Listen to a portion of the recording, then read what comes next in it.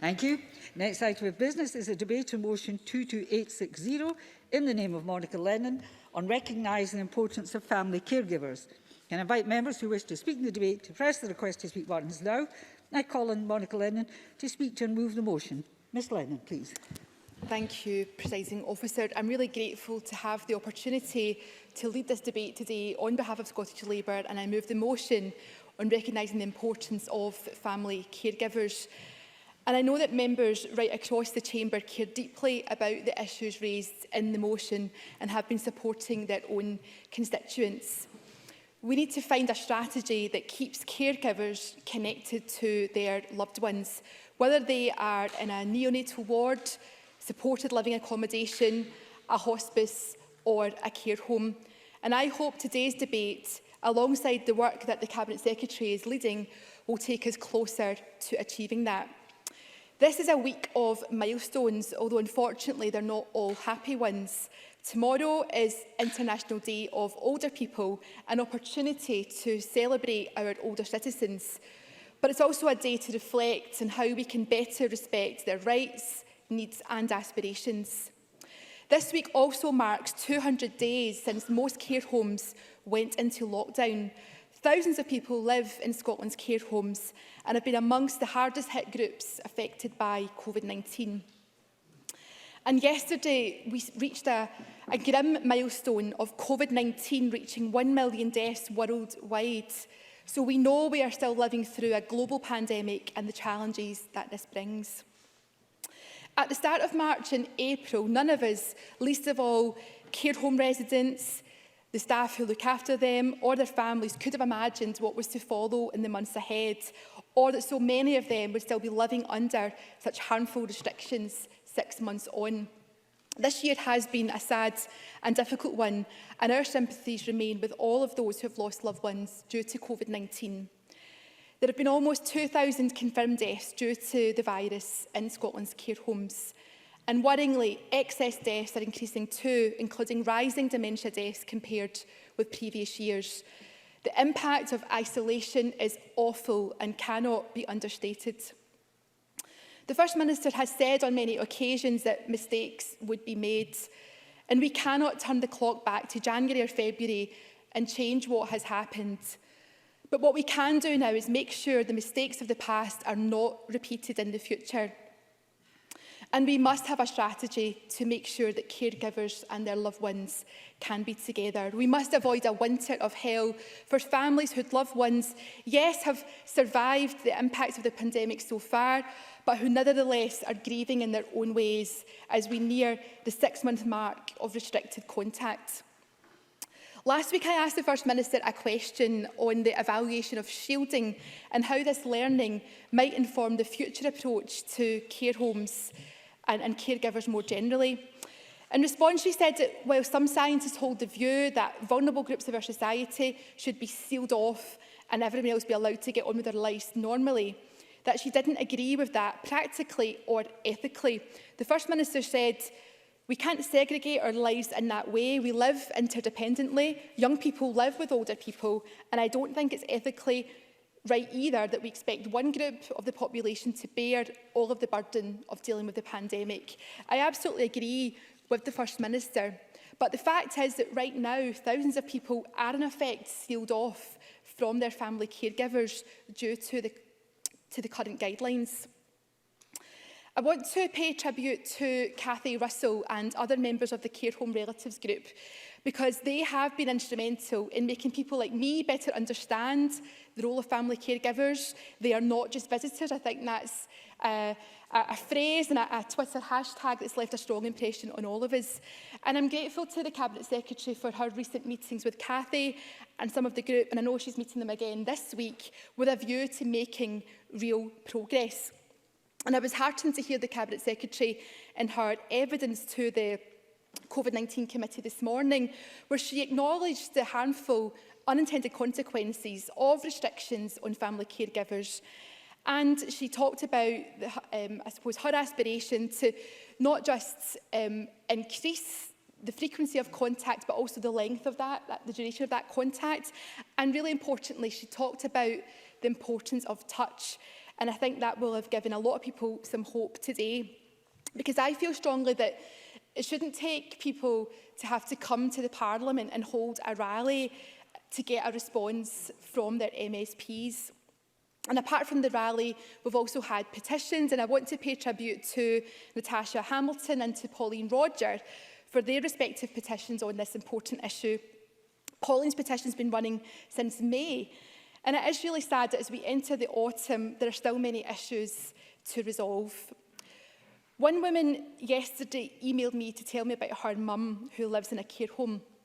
She is frail, elderly, and does not have dementia, so even though she's fully aware of what's going on, she doesn't fully understand why she's been deprived of family contact and also, importantly, trips outside of the care home. Her mother's mental health deteriorated badly, and in June, and I feel I must give a suicide trigger warning here, her mum, who is 92, tried to take her own life. I mean, these individual stories are absolutely heartbreaking, so of course we need to do everything possible to stop the virus getting into care homes, but there's a hidden catastrophe in terms of mental health, and we must do something about that too. So we must make access to family caregivers a priority. And I want to stress that not everyone who relies on family caregivers is elderly. Gary's adult sister, who has learning disabilities, and his elderly mother live in separate care homes in South Lanarkshire, and they haven't seen each other for the past 6 months. Gary said the care homes are just 8 miles apart for his mother and sister, but they may as well be 8,000 miles apart. And there are others, like Sylvia Watson, whose mother Mary just recently turned 104 years old, but can only see one of her daughters right now due to the one visitor per household rule. Why can't it be changed so that Sylvia and her sister can both be recognised as designated caregivers? There are thousands of stories like this, so we must do better, Presiding Officer. So what is the solution? Well, the current approach and guidelines is leading to hundreds, if not more than 1,000 different scenarios, with some families not knowing from one day to the next what they're able to do or when they're able to provide care. As we head into the winter, we know that outdoor contact isn't reliable, so we rapidly need a caregiver strategy which restores contact between families and their loved ones. And we know that in terms of testing capacity, lots of that is going used every single day. So why can't we be more innovative around that and use that testing capacity for the benefit of family caregivers? I know colleagues like Alison Johnston, she's here, have been consistent in calling out for regular and routine access to testing. I think this is really, really important, and it's addressed in the motion. No one is suggesting that testing negates the need for other safety measures and PPE, but it would be a step in the right direction. I have a constituent who's a carer for his wife, and due to a serious brain injury, she is in a care home despite only being in her 50s. She's lost so much weight during lockdown that my constituent was granted access to come in every day at lunchtime and dinner time to help to feed her. And he was given regular access to testing, he wore PPE, and thankfully her weight stabilised. But when the Lanarkshire lockdown was brought in, his contact was stopped immediately. He's nothing but praise for the care home staff. But as my constituent says, why is it more dangerous for him to be a caregiver than it is for the staff to be there? I think we have to recognise, and I hope the motion achieves that equal status between family caregivers and those who are employed to provide care. I don't think any of us really feel that we've got the balance right at the moment. And as we've talked about, it's a global pandemic, so there's a lot that we can learn and exchange with other countries. And I think the approach in Ontario really stands out for me. A bill has been lodged by a Member of Parliament, Lisa Gretsey, to address the issues we're talking about just now. And that is with the aim of recognising the important role and status of family caregivers. And in the UK, including here in Scotland, there have been really good examples of care home staff moving into care homes. And I saw one care home in England, I think it was in Oxford, where for new residents are allowing the staff, the family caregiver to effectively move in for a 2-week period of isolation. I've seen other examples which look quite quirky of people hugging through plastic sheets and jackets. So there's a lot that people are trying to do. And of course, recognising family caregivers doesn't take away from the professionalism and very unique skills of people who provide care. The vast majority of people who have been speaking to me don't have a bad word to say about the amazing staff who look after their loved ones. We know on an individual level there are people of great dedication and skill who do an incredible job. In terms of the amendments before us, I want to welcome the clarification from the Scottish Government in their amendment about setting out their winter plans really soon. I think that is important. And I don't disagree with the content of the Conservative amendment from Donald Cameron. I fully agree that there is a need for a public inquiry, and many of us feel uncomfortable that we don't know when that will be. We don't want it to be kicked into the long grass. And of course, a public inquiry has to be much wider than what's just happening in care homes. However, the amendment, and I'm not sure it's deliberate on Donald Cameron's part, it takes out that really important reference to testing, and also it kicks out the principles in the Ontario bill, which, although I'm not trying to bind the government's hands on that, but I think we should all really sign up to those principles, which go beyond just people living in care homes. It's about making sure that people of all ages, all circumstances, have that important connection with family caregivers. In conclusion, Presiding Officer, our care sector has been terribly affected by COVID-19 lockdown, and it continues to be so. Tomorrow, as we look towards a new month and mark the International Day of Older Persons, it's absolutely vital that we agree a way forward which avoids another 200 days of isolation for our care home population. I welcome the new funding announced yesterday for health and social care services. We need to see urgent investment in PPE and testing and a clear winter plan that will get us through these difficult months. We need to see an end to the unintended consequences of lockdown, which has kept families apart for half a year, and move forward with a strategy that recognises that family caregivers are more than just visitors. They deserve equal rights. The policy of a national care service has been Scottish Labour policy for the last decade, and it's rooted deeply in a deeply held belief that we should put people before profit. So in closing, as we move forward into the 2020s, we want to see a national care system which puts people at the centre and gives them choice and freedom to live with dignity. The review we can see is making progress, but we do need swift action. And we need that change to happen now, starting with important family contact. I'm sorry, I thought I had 13 minutes. I've got that wrong, so I will finish, Presiding Officer. I think as we look around the world to our neighbours, we must learn every lesson possible. And I want us all to act now to reunite families across the country. Thank you, Presiding Officer. Thank you very much. If you'd had 13 minutes, I'd have given you 13 minutes. So I better tell people what they've got. I call on Jean Freeman now to speak to and move Amendment 22860.2. 8 minutes, please. Thank you very much, Presiding Officer. As members across this chamber well know, we are in the middle of a global pandemic. But perhaps to give some context to what I'm about to say this afternoon, it is worth reminding ourselves of some important statistics. Yesterday, as Ms Lennon said, was a particularly grave milestone. In 9 months, we have reached just over 1 million deaths from COVID-19 worldwide and at least 33.5 million cases. Global mortality tells us that 1 in 10,000 under 20-year-olds will die from this virus. But for the over 85s, the number is 1 in 6. We know much more about the virus than we did 9 months ago. We don't know everything yet, even though the world scientific and clinical community is working faster than it ever has to understand the virus and its impacts, and searching hard for a vaccine that works and treatment that is effective. But what we do know is the harm it can do to sections of the population.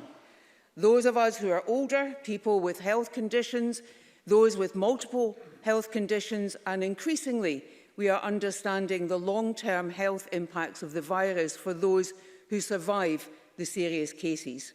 And we know that the virus spreads. Today, we've had the tragic duty to report that there have been a further 7 deaths of people with COVID-19 in Scotland.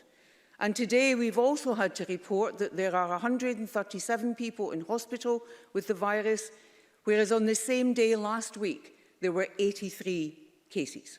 That's an increase of 65% in a week. This virus is still with us. Mr Cameron's amendment today is calling for an urgent public inquiry into the discharge of hospital patients into care homes. Let me be clear, we are absolutely committed to a full public inquiry into all aspects of COVID-19 and its impact on all aspects of our nation. And I hope that the UK Government will also hold a public inquiry at the right time into the handling and impact of COVID-19. But given that, I hope Mr Cameron will understand that I cannot support a separate public inquiry into only one aspect of the pandemic. I want Scotland's inquiry to start at the appropriate time, when the impact of COVID-19 itself has been substantially reduced. But with the numbers I've just reminded us all of, I really do hope he understands that it's our continued efforts to control and suppress the virus, and through that save lives, that needs my focus and that of our expert advisers right now. Yes. Neil Findlay. Minister, for taking intervention. We know the public inquiry will come, but in the interest of transparency just now, the Minister has been asked on many occasions when she first knew that care home residents were being discharged untested. We only need a few short words from the Minister in reply. Nothing else. A date. Just a date, Minister. You've been asked umpteen times. Why can't you answer straight that simple question? On which date did you know? Cabinet Secretary.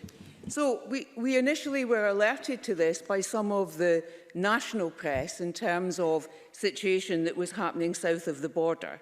And that was then when we began to investigate what was happening in our own care homes. That was May, and then in June and then in July there was a number of reports. And that is then why we commissioned the very specific piece of work that Public Health Scotland is undertaking at the moment to look at the discharges from hospital into care homes, the dates of those, whether the individuals were infectious at the point they were discharged, and what was the rationale for the discharge even though they were infectious. It is against the context of that global pandemic and its presence here that we sought to introduce measures to protect those most vulnerable to its harm. Amongst other measures, that included undoubtedly severe restrictions on visiting to care homes. And those restrictions, with the exception of essential visits, lasted a long time. Since the 3rd of July, we have been steadily trying to ease those restrictions, initially with outdoor visits, and then increasing both the number of outdoor visitors and preparing care homes for the return of indoor visits from the beginning or from early August, with one designated visitor for each resident. Care homes themselves have had to be free from COVID for 28 days and to be participating fully in the staff testing programme. And we've also worked most recently to return and restore some of the normal communal activities and health and well-being services that residents had access to previously. But of course, none of that is normal. Not when physical distancing remains necessary, staff are wearing additional PPE, and enhanced cleaning is in place. None of these decisions to restrict visiting or then to open it up in a limited way has been taken without strong and clear clinical advice on risk levels and mitigation, and particularly from those with considerable experience in older people's physical, neurological and mental health care. We have worked with groups like the Dementia and Care Homes Group closely on this as on other issues with Scottish Care, and listened to others, including looking at approaches elsewhere. Of all of the decisions we have had to make this year, all of the decisions I have had to make this year, these have to have been the hardest, because I know so very well the impact of them and the harms that can be caused as we try to prevent harm. Listening to these views, I am acutely conscious that what is probably missed most is time and touch. Time with your loved one to talk, to have a cup of tea, to catch up on the news, and to touch, to hold your loved one's hand and to give them a hug. When I spoke with members of the Care Home Relatives group a few days ago, that came across very strongly. And as strongly, their recognition and understanding of the need to protect their loved ones from the virus. So the work we now have underway, and on which I intend in part that we will reach a conclusion very shortly, will be to open up visiting to the designated visitor so that they can visit more often and for longer, with all of the appropriate PPE and other measures in place, but also being able to eat with their loved one if they wish, bring in gifts or personal possessions, and have a named backup visitor for those times when you can't visit yourself. I do want us to reach a better balance in the measures we take, bearing in mind, of course, that where there are increased numbers of cases in the locality where a care home is, the local director of public health has a responsibility to act to increase protective measures if that is what their professional judgment tells them is the right thing to do. All of these steps and the many views and propositions on offer about the future of adult social care are well within the scope of the independent review announced in the programme for government. The review is well underway, is on track to produce recommendations in the very early part of next year, and it has the expertise and experience of both its chair, Derek Feely, and its advisory panel. Its work at pace includes listening to unions who represent staff, to providers, to local government, to families and to carers, and most importantly of all, to those who receive care. In adult social care, as in the NHS, the most important resource we have are the staff who work there. Be it in care homes or in care at home, they bring compassion, skill and expertise to the job. So in creating a national approach to this vital service, be that a national care service or any other option that this Parliament chooses, there are important decisions to come on valuing these staff and offering a job that is not only worthwhile and rewarding in itself, but offers future progression, training and learning in a coherent and consistent way. Presiding Officer, these are vital questions for all of us in the coming months, but for the residents of our care homes and their families right now, there is, I am sure, a better balance we can strike. That work is underway. I intend to be able to update Parliament, but most importantly, relatives and care home residents themselves very shortly on the first steps towards that better balance. And in concluding, I am pleased to support the motion from Ms Lennon and move the amendment in my name. Thank you very much, Cabinet Secretary. I now call on Donald Cameron to speak to move amendment 22860.17 minutes. Mr Cameron. Thank you, Deputy Presiding Officer, and I begin by formally moving the amendment in my name. I'm very grateful to Labour for bringing this issue to the Chamber today. And there is much in their motion which we agree with in principle, and indeed in the Scottish Government's amendment, both in terms of the spirit of the main issue, namely recognising the importance of family caregivers, but also in terms of many of the more specific practical aspects which arise. And I also acknowledge the consensual tone of this debate, and for the most part will try and replicate that in my speech today. It's very hard to dispute much of what's been said by both Monica Lennon and the Cabinet Secretary. I want to start my remarks by paying tribute to every care worker in Scotland for all their efforts during this unpredictable and unprecedented moment in our history, and also for all that they've done before COVID-19, because of course for those working in care, their role in society has been ongoing and hugely important long before this pandemic struck us. Whether you work in a care home, deliver residential care in the community, or you're a carer for a family member or friend, we value what you do immensely, and we appreciate the commitment that you give to this vital role, especially at this juncture in time. And those sentiments will be expressed by many across the Chamber today. They need to be repeated, and by repeating them, no one should think that that in any way diminishes either the import of our words or the sincerity with which we say them. We also acknowledge that on Thursday it is the UN International Day of Older Persons, and we recognise the aims of this year's campaign, including the need to increase understanding of the impact of COVID-19 on older persons and its impact on healthcare policy planning and attitudes. And this crisis has, of course, been a challenging period for many, not least those who provide care, as there are clear dangers that exist to both caregiver and care receiver.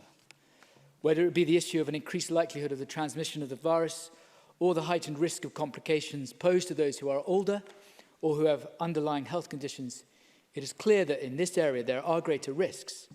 However, the sector has managed to adapt to many of these challenges, and care providers should be commended for all their efforts in this regard. But there have been issues that have faced the care sector during this crisis that have been touched upon. Monica Lennon in her motion speaks of this, but also by others, other MSPs in the Chamber and in the media. The fact remains that there have been almost 2,000 deaths in our care homes due to COVID-19, nearly half of all deaths in Scotland. We know that testing of care home staff has not been adequate, and we're also aware that hundreds of untested patients were moved to care homes between the 1st of March and the 21st of April. We believe it was unacceptable to allow at least 37 patients who tested positive for COVID-19 into our care homes, exposing the virus to staff and the most vulnerable residents. And yesterday we learned that Public Health Scotland intends to delay the publication of a crucial report into the true number of COVID-19 positive patients who were moved to care homes till the end of October, despite the First Minister confirming that the Scottish Government asked for it to be completed by the end of September, namely today. Yes. Cabinet Secretary. Thank you very much. I'm very grateful to Mr Cameron for taking the intervention. I'm sure he will appreciate that Public Health Scotland's reason for not publishing, as they had hoped and we had hoped at the end of September, is because they want to be absolutely sure that the bringing together of the number of data sets that they are required to do to produce that report, that the data itself is robust and is analytically sound. And that is exactly the responsibility that they have and the job that they should do. So whilst I am disappointed too that that report is not available, I'm sure we can all agree that they have very sound and correct professional reasons for reaching the position that they have reached, and they have given us as much notice of that as they can. Thank you. Donald Cameron. Well, I acknowledge that those are the reasons given, but the Cabinet Secretary can be under no illusions. This delay represents more heartache and distress for the affected families of those who lost loved ones in care homes. We need to know the full number of COVID-19 positive patients who entered care homes. And Neil Finley's right, we need to know when the First Minister and the Cabinet Secretary first learned that this was happening. And we need to know what guidance, if any, clinicians were following when these delays were made. And that's why our amendment repeats our call for an urgent public inquiry so families can get these crucial answers. Now, I'd like to move on to other areas of debate. We recognise the immense worry and concern of family caregivers who have had limited or no contact with their loved ones, particularly those who have conditions such as Alzheimer's and dementia. And we acknowledge that some work has been done to ensure that care home residents can meet people outdoors, although this will clearly become less practical as winter approaches. And I also take at face value what the Cabinet Secretary has said about this issue, both in terms of what she says in the amendment and her public statements, and I don't doubt her sincerity for a moment. But as Jason Leach said to the COVID committee this morning, it is one of the most difficult issues that has to be addressed by any government dealing with COVID-19 anywhere in the world. And I note what the Cabinet Secretary said about allowing one designated visitor to meet a resident indoors. But from my inbox, and I'm sure the inbox of many MSPs, family members in particular are increasingly distressed about not being able to see their loved one. For instance, talk of being separated by perspex screens. It's heartbreaking to read some of these stories. And the Care Home Relatives Scotland group have called for more access for relatives in care homes to improve their quality of life. And most of us in the chamber may have seen a message from Mary Fowler, a 104-year-old care home resident who took to social media with an emotional plea to see her family and that the existing restrictions made her feel like she is in prison. That's a stark example of how many people have made significant sacrifices. It's a reminder that we should keep looking for ways to safely return to some kind of normality for those who are most vulnerable. Finally, I'd like to mention, Deputy Presiding Officer, the National Care Service, which Labour referred to in their motion. We welcome the review announced in the programme for government to investigate this. We await its findings in January with great interest. We believe that this review should happen first and its conclusions digested before we can come to a final view. There are undoubtedly wider issues across the whole sector, both public and private, and we must do all we can to remedy those by working with care workers, care providers, residents in care, bodies such as Scottish Care and the Care Inspectorate to fix these issues. It seems obvious that reform of some sort is coming, and as it stands, we can't support a blanket commitment to the National Care Service, as in the Labour motion, but that should not be read as these benches being resistance to change in the sector. So in conclusion, Deputy Presiding Officer, we are sympathetic with much of the motion. We need an urgent inquiry, and we believe that the review into the National Care Service should be carried out first before we come to a final view, and I hope others support our amendment today. Thank you very much. I have to say to members that we have now no time in hand. You must absorb interventions. I'm sorry. I now call on Alison Johnson. 6 minutes, please. Thank you, Presiding Officer. I'll begin by thanking our wonderful care staff who have been doing incredible work in often extremely difficult conditions throughout the pandemic. They have been a source of care, obviously, of support, comfort to many care home residents during what's been a distressing and frightening time. This is an important issue which we can't debate too often, and I thank the Labour Party for bringing it to the Chamber.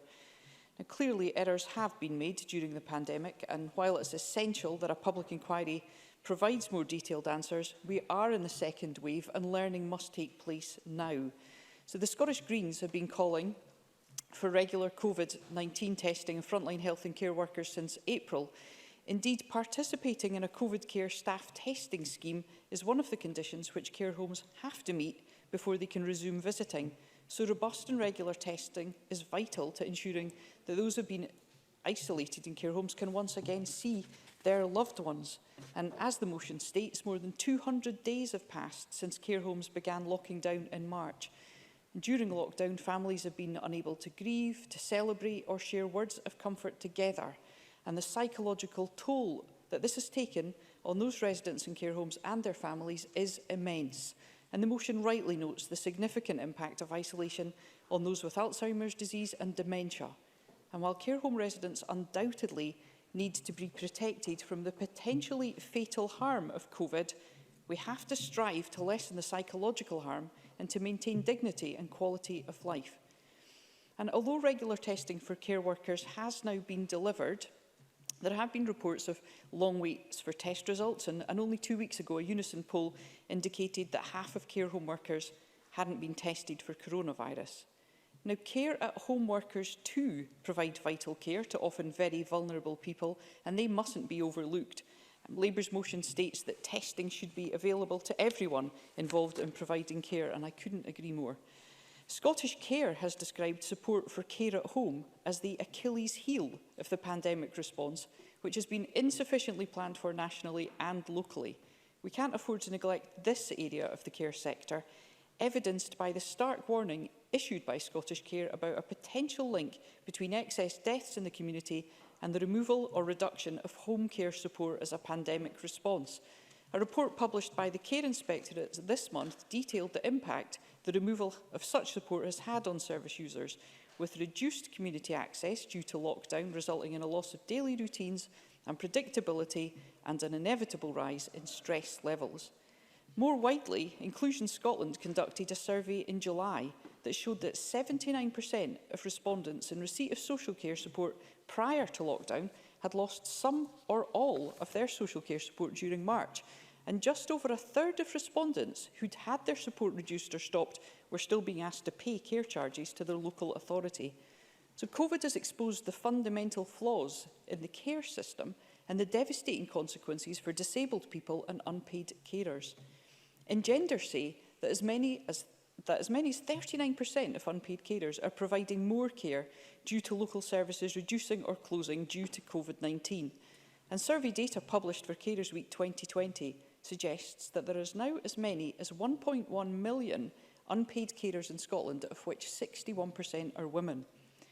And any reintroduction of care packages will have to take into account the significant damage that may have been inflicted on people's physical and mental health as a result of the pandemic, as well as the disproportionate effect on women who continue to take on the majority of care work. And action too is needed on staff well-being. Many of our care workers will be exhausted after the trials of the past 6 months, and workforce issues are exacerbating this. In Scotland, 20% of registered care services report having nursing vacancies, and the level is significantly higher in care homes for older people, with 46% of these services reporting nursing vacancies. The RCN tells us that registered nurses working on the front line in care homes are feeling the impact of these nursing shortages daily, and this strain has been amplified during the pandemic. So urgent action is required to deliver fair pay, terms and conditions for registered nurses and other nursing staff employed within care homes. Now, we've often discussed the ongoing undervaluing of care workers in this chamber, but it bears frequent repeating. Care work is essential for our society and economy, but it remains unappreciated and underpaid. There's a vast mismatch between the value of care and the support that carers receive. And much social care in this country is still done by volunteers. Partners, children, parents, friends, neighbours all contribute to helping those in need of care. 3 out of 5 of us in this chamber will become carers at some point in our lives, yet the value of the work that carers do isn't fully recognised. Carers' benefits don't recognise the immense contribution made by unpaid carers. So better conditions are needed for both professional care workers and unpaid carers attending to family and friends. Social care workers do hard and vital work in people's homes, in care homes, in every community, but it remains one of the lowest paid sectors, fuelling the gender pay gap. Now, the Scottish Greens stood on a manifesto commitment to pay all care and support workers significantly above the living wage, financed by progressive taxation, not care charges. We've also long called for improved working conditions for social care workers, such as paid travel time, sick leave, skills training, an end to 0 hours contracts. More than half of working-age carers juggle paid employment and with I'm caring. sorry, you must conclude. It's a tight 6 minutes. Thank you, Presiding Officer. I will conclude my remarks there. Thank you. I'm very sorry. I was trying to signal to you, and I now call Alec Cole-Hamilton. Watch the pen, Mr Cole-Hamilton. I won't have to interrupt you. Thank you very much, Deputy Presiding Officer. I will never ignore the pen. Can I thank Monica Lennon and the Labour benches for bringing this very important motion today. Monica and I attended together a demonstration outside of Parliament last week from the care home relatives, the Let Us Visit campaign, and it was one of the most compelling demonstrations I've been to outside of this Parliament. We heard real human stories about anxiety and loss. And since those weeks of high infection back in early March and April, when we had to put through emergency COVID-19 legislation, I've been deeply concerned about the psychological impact on my constituents and your constituents. Whoever you are, these have been days of high anxiety. And at a time that all of us most need a hug, we are denied it. But nowhere are the privations of human contact caused by lockdown more keenly felt than those care settings at the both ends of life's journey, in our neonatal wards and in our care homes. Amongst all this angst, people have been told they cannot do the most natural thing, to hold the hand of a premature baby or an elderly parent. They have been denied that for over 200 days. This is a dark situation. It doesn't have to be like this. I believe that we can harness what we know about the virus to better inform our public health policy here, so we can allow care home residents to receive family care as well as keeping everybody safe. And we've heard a lot, and the motion mentions Ontario. In Canada, we've got families who are family carers are treated in a similar way to agency care staff.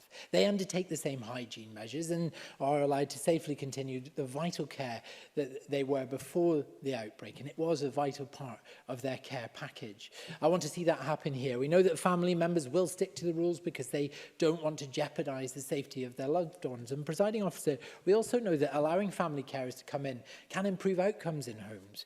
They are informal carers and will pick up on corners being cut or changes in their family members that might have otherwise been missed. It's really distressing, I'm sure we can all agree, to have a sudden change in your care package, but this is especially acute if you are in the early stages of dementia. And I find the sight of everybody around me in masks unsettling. I can't imagine what that must be for people who are struggling with dementia.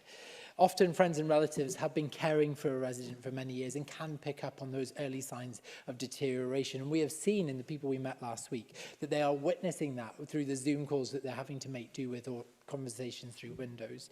Even if care is top rated in the home and is run really well, anxiety and separation can only exacerbate conditions and reduce life outcomes. A few months ago, we all enjoyed seeing those photographs on social media of drive-by hellos at care homes where residents sat outside and waved in gardens. And it was lovely, and it meant so much to so many of them, but it's not summer anymore. And autumn will soon turn to winter. And after all, we do live in Scotland. Those outdoor meetups are just not practical.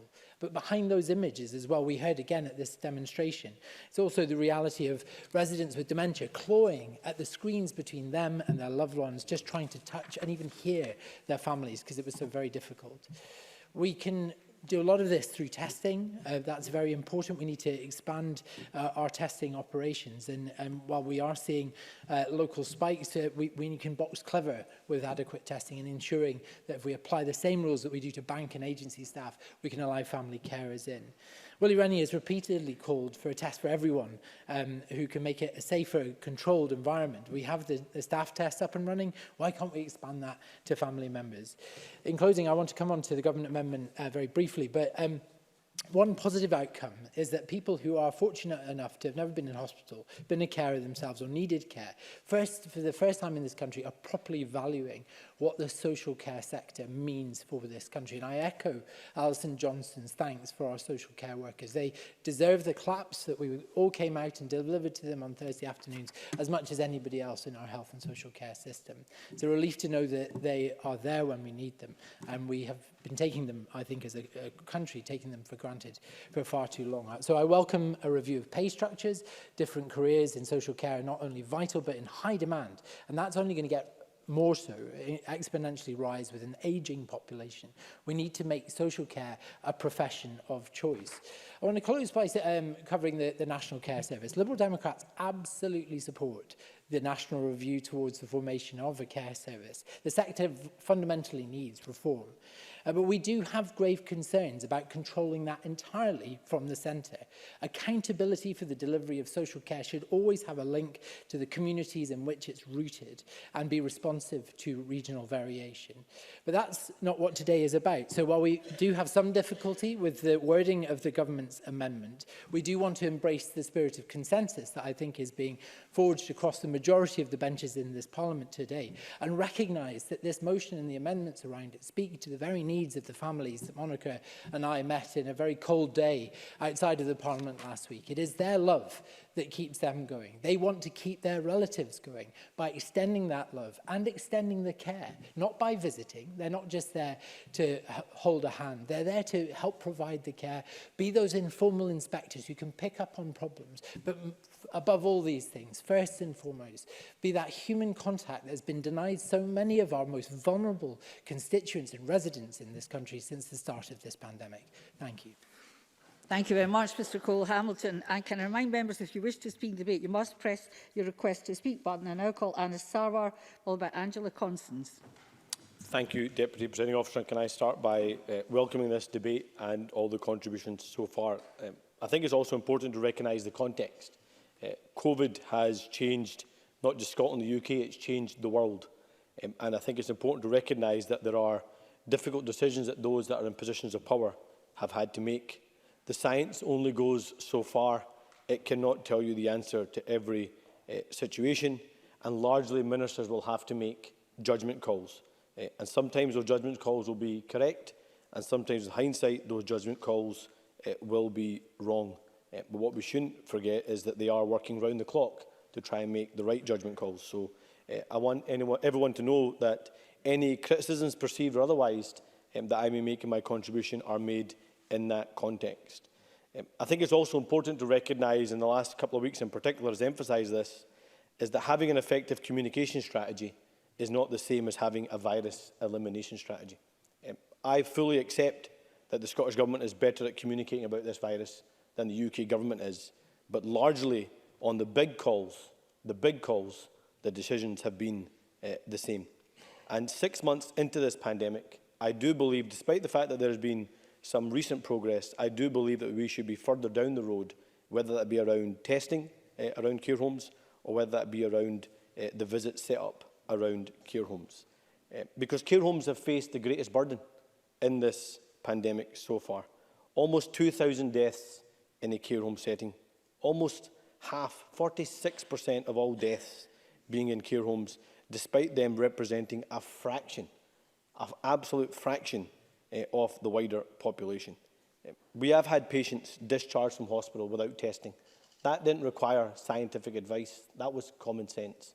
No one should have been transferred into a care home without being tested. No one who tested positive should have been transferred into a care home. That doesn't require scientific advice. That requires common sense. And I think at the appropriate time, any inquiry will have to look into these issues.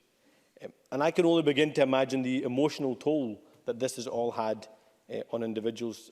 I know from my own situation, I feel blessed in a sense that I don't have any direct family members in a care home, but I know having to go and visit my own granny, look through the window to give her a wave, and to see my own children cry as we drive away, and myself holding back tears in front of them, how difficult this entire situation has been for so many of our fellow citizens. And I can only begin to imagine how difficult it must be to have seen what has been happening in our care homes, to read the reports of what's been happening in our care homes, and for thousands of our fellow citizens not to be able to have that direct contact with their loved ones must be simply heartbreaking.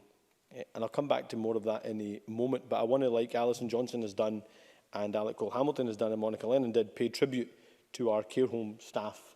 This has been extremely difficult for them. They shouldn't feel like they are to blame for the spread of this virus in their workplace. They themselves went to that workplace risking their own lives and the lives of their family members. And I think if this pandemic has taught us anything, it is who really keeps our country going at times of crisis. And I think that should be recognised, both in terms of how they're regarded, not just by applause, but also how they're paid and how they're treated in their workplace and in wider society. But going back to the wider issues around care homes, I think this is fundamentally about human rights, the right to life, not a presumption that someone have a certain health care or a certain mental capacity if they live in a care home. I find it really frustrating that it seems at times that we treat, through this pandemic, our care home settings as palliative care centres rather than care home centres. A quality of life matters, and for too many of our fellow citizens, they are feeling like they are in prison, imprisoned in their care homes. Loneliness, isolation, emotional, psychological, physical trauma as a result. And the scars on them and the scars in a generation, I think we will see for years to come. The mental health scars and all the associated crises that will come from it as well. The First Minister said last week that we shouldn't single out a single community, that it would be ethically wrong. She's right, but we have singled out one community, and that's care home residents. We've seen the heartbreaking personal stories.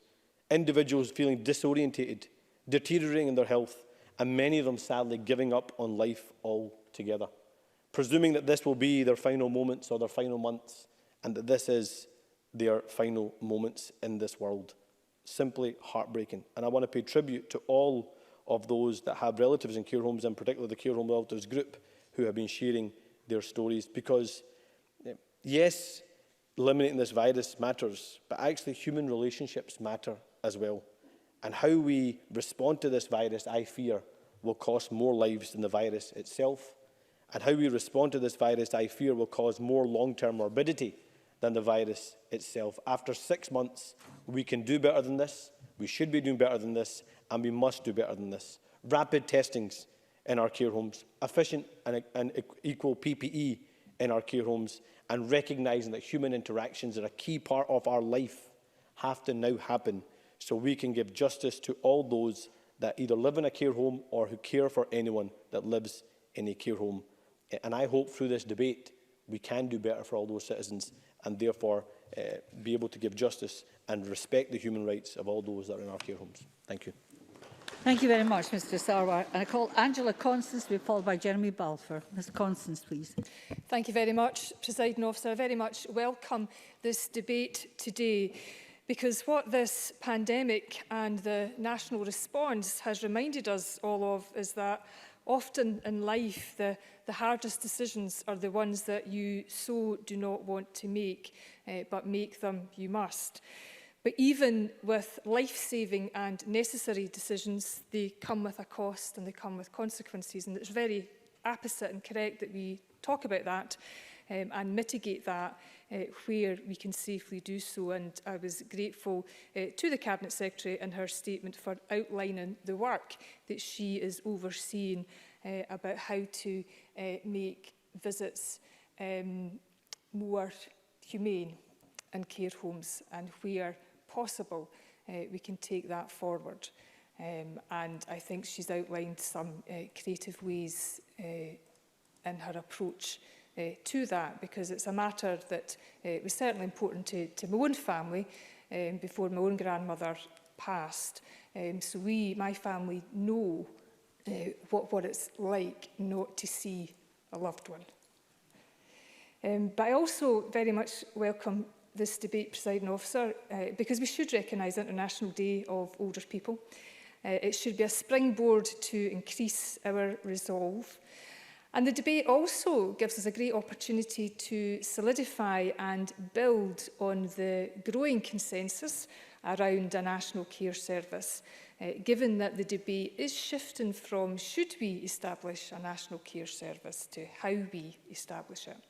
And the Cabinet Secretary, like me, will remember well our earlier journey in building a social security system for Scotland. Even although the devolution of powers was partial, it was nonetheless a mammoth task. And within and out with Parliament, there was much debate and indeed negotiation, arguments, and votes were won and lost on all sides. However, our starting point was built on a foundation of consensus about purpose and principles. So we need to do likewise with a national care service. And given that the Scottish Government has kick-started a comprehensive but short review of adult health and social care, now is the time for all of us as parliamentarians to start building that consensus, making sure it is on firm foundations and testing and debating not just the aspirations and the vision, but the how, the plan and the next steps. And I know many of us are doing this as individuals and as members of our political parties and other organisations that we're involved in. And I, like others, have my own consultation. Mine is specific to the experience of residents, staff and those who have had a loved one in a care home. But given the spectrum of care services and the desire for services to be delivered locally and where possible in people's homes and to national standards, to have that national safety net, make no mistake about it, building a national care service is much bigger and more complex than delivering a new social security service or any other previous or existing government reform programme. But I know that the prize is greater, as care, directly or indirectly, touches upon every aspect of our society, of our lives and every public service.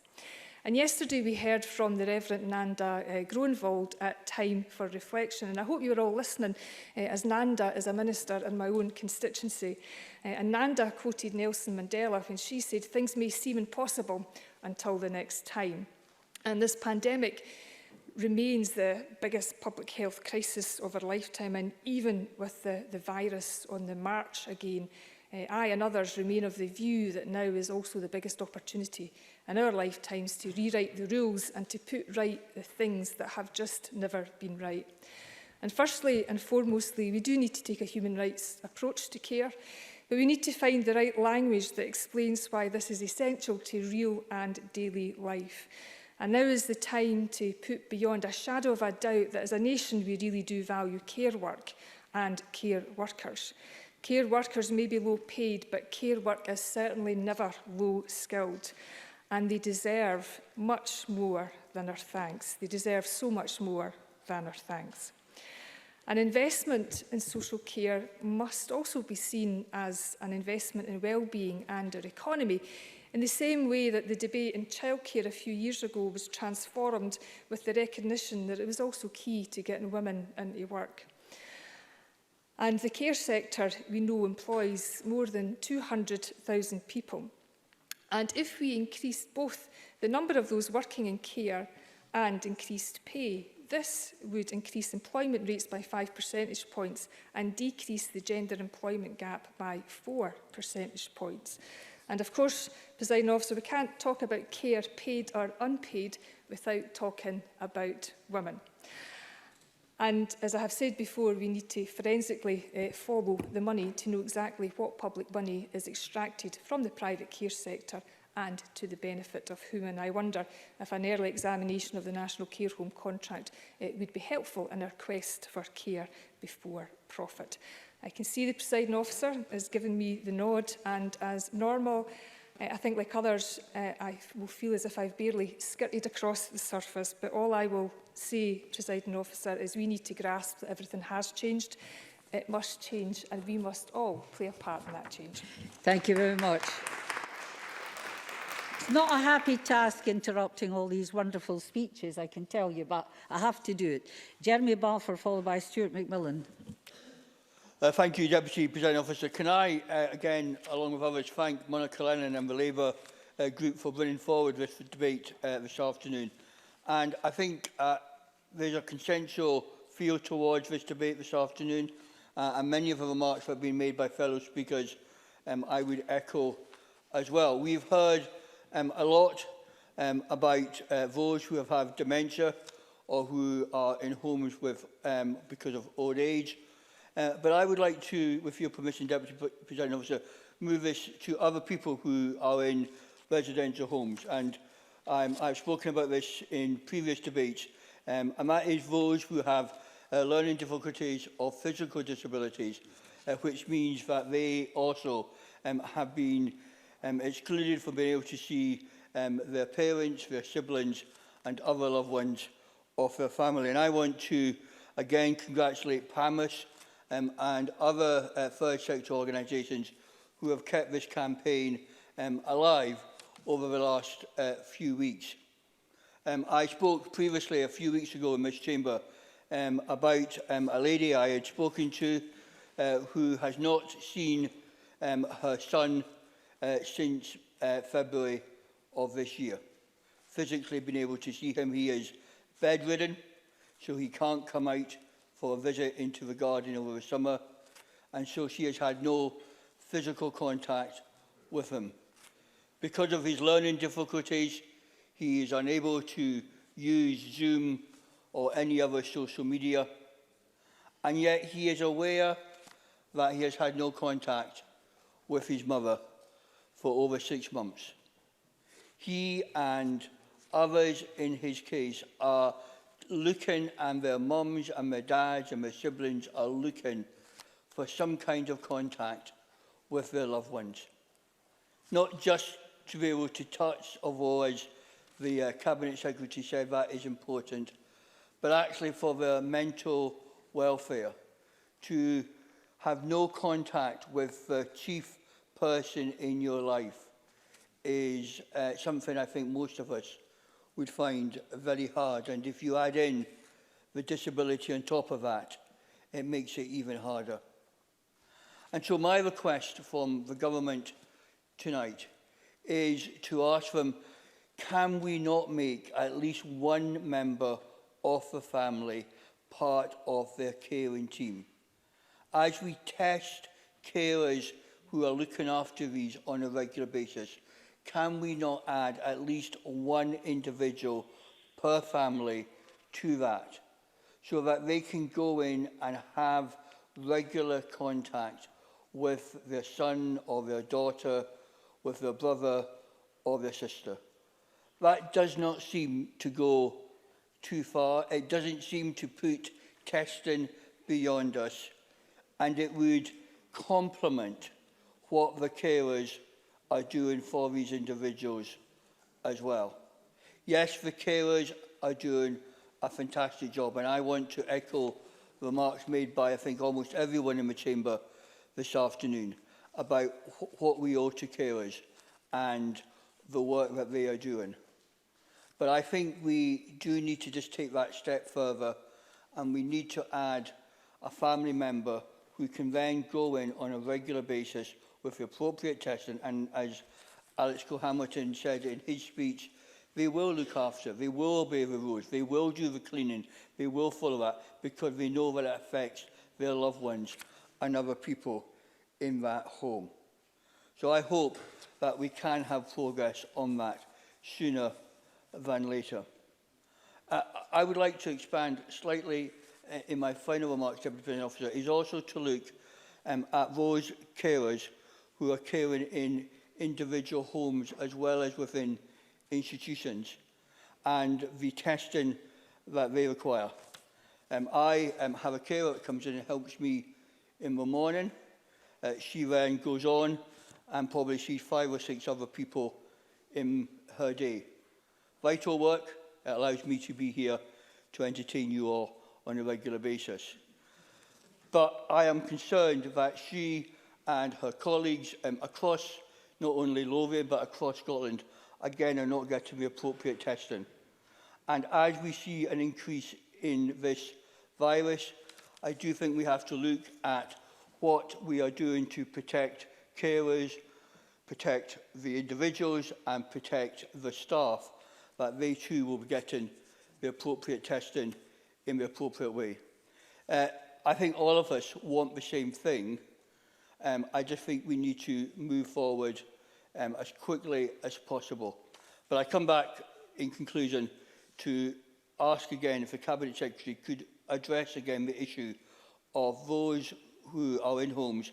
Could one of their mums or dads or their brother or sister not be made part of that caring team? Thank you very much. Thank you very much, Mr Balfour. And I call Stuart McMillan to be followed by Pauline McNeill. Mr McMillan, please. Thank you very much, Presiding Officer. Presiding Officer, I first of all welcome this debate and note the importance of the 1st of October as International Day of Older Persons. There will be a vast amount across the Chamber today that we will actually agree on, and I think thus far that certainly has been the case. But I would like to just touch upon one point that it might be a wee bit uncomfortable for basically for every single politician in the Chamber. And I think, and we do have to actually be honest with ourselves at times as well. Now, I read the helpful briefing from Inclusion Scotland, and there was one aspect of the briefing that was entitled Postcode Lottery.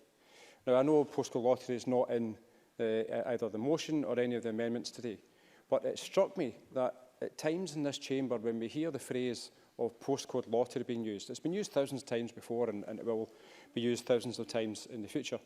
But sometimes when we hear it, sometimes politicians, in my opinion, fail when they actually use that phraseology because it's just a soundbite and just to attack or challenge somebody from a different party without paying any attention to the various factors which will actually affect that particular subject matter. Now, Alex Cole-Hamilton today, he touched upon regional variations, which I agree with him on that particular point. And that there will be occasions where actually a postcode lottery from a national perspective is very much the right thing, but the regional variation that will happen in terms of service delivery, whatever that service may be, is extremely important. And a second point I want to touch upon is on the 15th of September, this chamber debated migration and care workers. And I quoted the National Records of Scotland 2017 population, demographic and census publication, where it touched upon Inverclyde. And the report stated, Inverclyde is projected to have an ageing population over the next 25 years with a projected increase of 38% for those aged 65 or over. In contrast, the working age population aged 16 to 64 years is projected to fall by 26% between 2014 and 2039. And also in comparing Inverclyde to Midlothian, which the NRS have got in terms of households between 2001 and 2019, my area has decreased by 0.6%, whilst Midlothian has increased by 23.9%. Now, most of these people will be younger and also of a working age. The reason why I'm touching upon this again is because I welcome the fact that the Migration Advisory Committee yesterday now appears to have done a U-turn on the issue of the shortage occupation list. When the Migration Advisory Committee came to this Parliament and spoke to the Culture, Tourism, Europe External Affairs Committee on the 1st of November 2018, they basically had no concept whatsoever of how important social care actually is to Scotland. And I'm going to two quotes from that particular day. The first one, and this is from this is Professor Manning, who's the chair of MAC. The first quote: "Our view is that there are plenty of domestic workers, current residents, who are capable of working in the social care sector." And secondly, social care faces some very serious problems, and the MAC is not convinced that migration is the solution. Presiding Officer, I wanted to get that on the record again, because the fact that they have done a U-turn, and the fact this chamber today is debating this issue again in a very serious way, because no matter what the review is going to recommend, whatever happens going forward, there is still that short-term aspect of us in this Parliament to ensure that there are enough people working in the social care sector to look after our older population.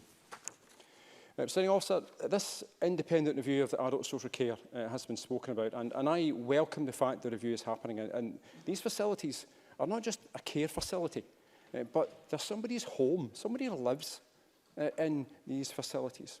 And it's therefore important that they're well run, they're well staffed, and also well funded, because that will provide the reassurances for family members. And my community is well served by care homes, and I rarely receive any complaints about service provision.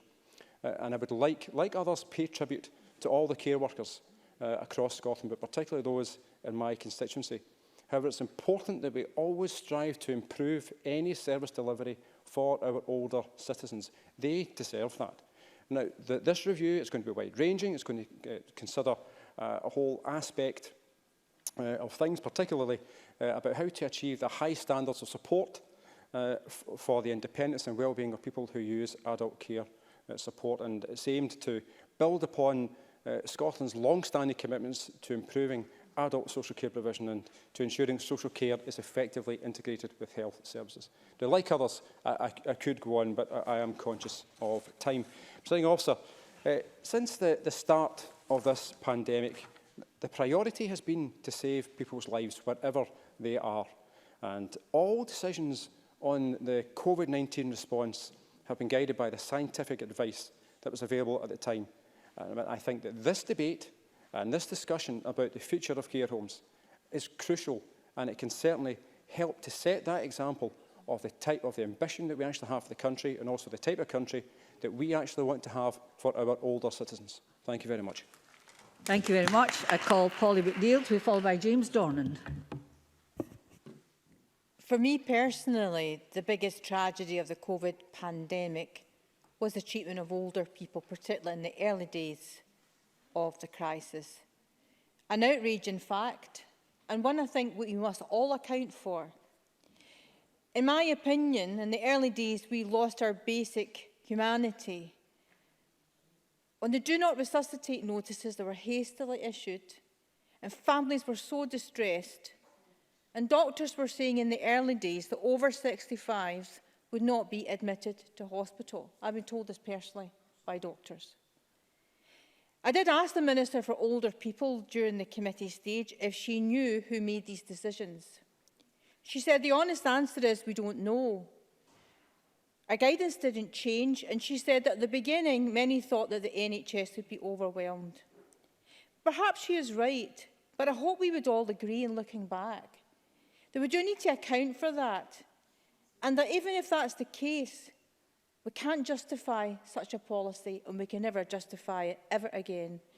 In any sense, I will take an intervention, any suggestion of a policy that would be operated on an arbitrary age of 65. And what I would ask ministers is, we must know how these decisions were made in the early days. I'd be happy to take an intervention. Grateful to the member for taking an intervention, because it allows me to clarify again for the record that there was no policy to issue do not resuscitate notices.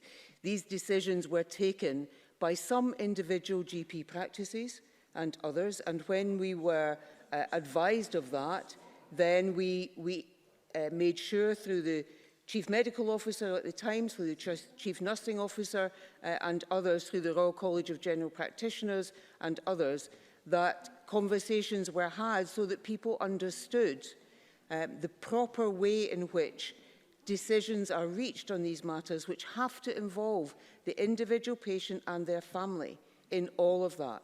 So there was no national policy decision whatsoever, and there would be no national policy decision like that for as long as I am the Health Minister. Pauline McNeill, and you will be able to get your time Thank you, back because I do think this is a really important point. I want to say to the Cabinet Secretary, I accept everything she says, but what I would say in return is that I spoke to doctors who believed they got guidance from somewhere. They did not make these decisions on their own. And what I'm asking ministers is to address is that if you say the guidance didn't change, and I accept all of that, I would ask you to tell the Parliament at some point then, did these GPs make these decisions completely of their own? Because there were too many out there saying that they were advised that the NHS couldn't cope. And I just wanted to mention it because in the early days, I just want to make sure that any future Parliament, in any future scenario where we face hard decisions, and I don't want to underestimate how difficult it particularly was in the early days, that we can never ever allow such a policy for anyone, any organisation and any GP. If GPs made this decision on their own, it cannot be allowed again. And I don't say it for argument's sake, just to argue with you. I just wanted to make sure that we all agree that looking back, that it has never ever to be allowed to happen again. And the loss of human family contact, families necessarily being shut out of healthcare, the necessary removal of families. And one important point I wanted to make was that it's quite important when you're ill at the best of times to have someone advocating for you, advocating with doctors, advocating with nurses. And for many people, by necessity, this couldn't happen. And it struck me that looking on social media that a generation of people have lost their parents prematurely in such a short space of time. Some have lost both parents in a very short space of time, and many have lost their parents in care homes. Between the start of March and the 21st of April, nearly 1,500 untested patients were discharged into care homes from hospital despite concern that this may be aiding the spread of the virus. So you've heard other members call for an inquiry into that, and I think that's really important.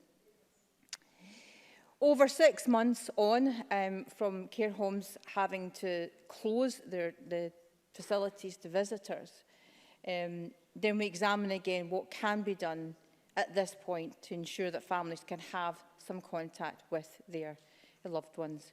As we move to the autumn and winter, the continuation of outdoor visiting is not suitable and alternative solutions need to be found. So I wholeheartedly support the Labour motion today that calls for care home relatives and the Scotland Campaign Group to ask that family members be treated as essential carers without the necessary access to PPE and testing to allow more frequent and closer contact. As we approach winter and the potential second wave of COVID-19, it is essential that care homes at this time are protected and that we learn all of the lessons that we can.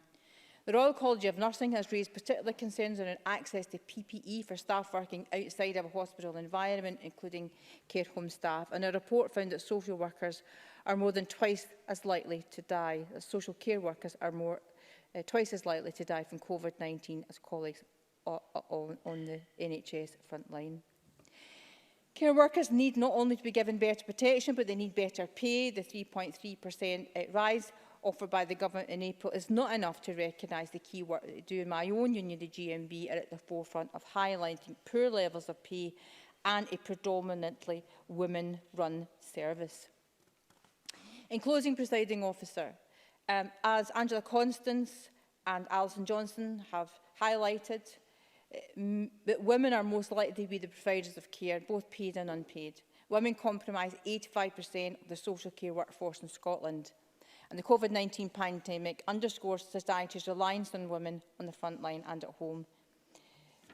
It was Jamie Livingston, who's head of Oxfam Scotland, points out many carers, and particularly women who deliver most care, are already trapped in poverty before the coronavirus, and they are telling us that they are facing rising bills for things like food and other essentials. The pandemic has had a disproportionate impact on women. We need to make sure that COVID doesn't have the unintended consequences of rolling back women's rights. Thank you very much. Thank you very much. I now call James Dornan to be followed by Edward Mountain. I just want to start off by saying I clearly welcome the International Day for Elder People. For purely personal reasons, of course, my younger brother is elderly. Presiding Officer, many of the stories that we've heard today evidence again the profound impact that coronavirus has had on those involved in care, whether it's the carers themselves, paid or unpaid, those who may visit their loved ones in care homes or other settings, and of course those requiring the care themselves. The staff at care homes and sheltered accommodation across my community and across the country deserve immense credit for looking after our society's most vulnerable and the most challenging of times. In April, I met staff in some of these care homes and sheltered accommodation in my constituency, outdoors of course, to provide them with some top-up pieces of PPE that were kindly donated by local businesses. And I was hugely impressed with the users and staff I met and the steps all of these homes had taken to adapt to such an unprecedented situation. Just this week, my office heard back from some of these care homes, and I was delighted to be informed that to date, they've reported 0 COVID cases. I want to take this opportunity to thank them for all their hard work, dedication and care they've shown throughout this pandemic. Some of the measures already introduced to prevent outbreak in care homes, like the weekly staff testing, enhanced infection prevention and control, and the provision of PPE, has undoubtedly saved lives. But sadly, there are many facilities and families that have faced and continue to face some of the most heartbreaking situations we can possibly imagine. In the last comprehensive National Records of Scotland COVID-19 report, it highlighted how the percentage of coronavirus tests in care homes was the exact same as those in hospital, 46%. Every single week of the pandemic, until the NRS report on the 9th of September, COVID deaths were reported in Scotland's care homes. Just as we're also seeing in other countries too, the weekly number of deaths in our care homes has begun to increase again.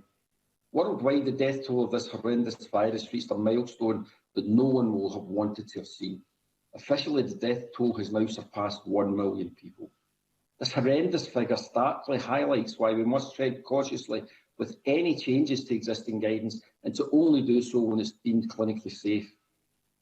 Presiding Officer, I recognise just how immensely difficult it is for anyone to see and hear of the distress that relatives, families and those working in care homes are facing.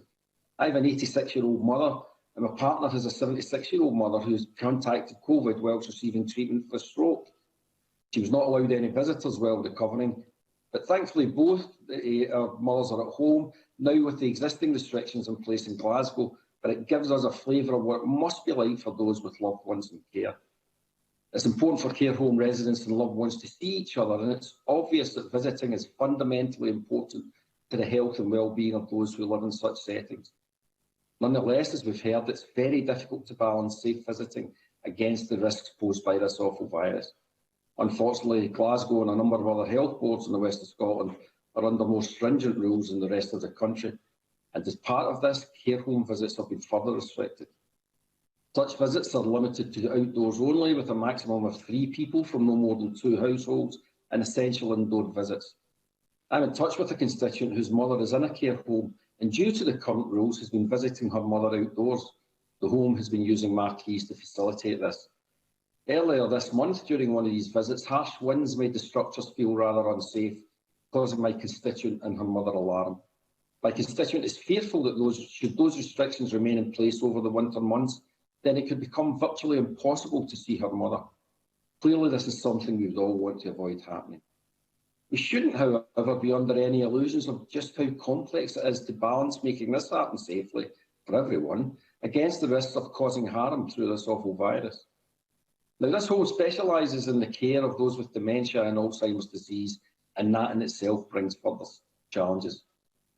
Presiding Officer, in my view, the Scottish Government, working with Scottish Care, has worked hard to try to find as good a balance as is possible between its responsibility to keep people safe and protect lives, and the sincere recognition of the positive benefits of family connection. Since the start of this pandemic, the priority has been to save people's lives wherever they live, and as part of that priority, the Government has taken firm action to protect care home staff and residents. The First Minister said, and I do not doubt her for a second, that no decisions taken by the Government have been more difficult and at times more genuinely upsetting than the range of decisions that have taken regarding care homes. I'm grateful that the Cabinet Secretary for Health and Sport is ensuring that care home visiting guidance is kept under review, and I appreciate the work being undertaken to develop proposals for the next stage of the visiting plan. I fully support the principle of a national care service. It feels like an idea whose time has come, and if there's to be any silver lining from this horrendous virus, it must be that we use the space created to rebuild some of the parts of society that needed change. A national care service sounds like a good place to start. Presiding Officer, I hope my constituent and others all across the country will be reassured by today's debate and that the Government will look to open up further visiting options for families, including this increased visiting frequency, whilst continue to work tirelessly towards keeping people safe and protected during this public health crisis. Thank you. Thank you very much. I now call Edward Mountain to be followed by George Adam. Thank you, Presiding Officer. This is going to be a hard winter for families and their loved ones who live in care homes.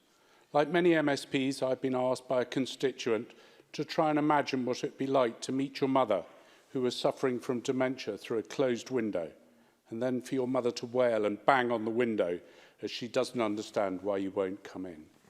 COVID-19 means nothing to her, and she can't understand why you won't hold her in the same way that she wants to hold you.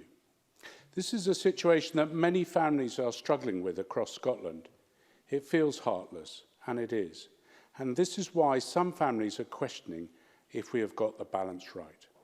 Whilst positive cases of COVID-19 are on the rise, so is the poor mental health of our elderly and most vulnerable, who can feel confused and lonely, unloved and ignored, and worse still, in many cases, feel deserted by their families.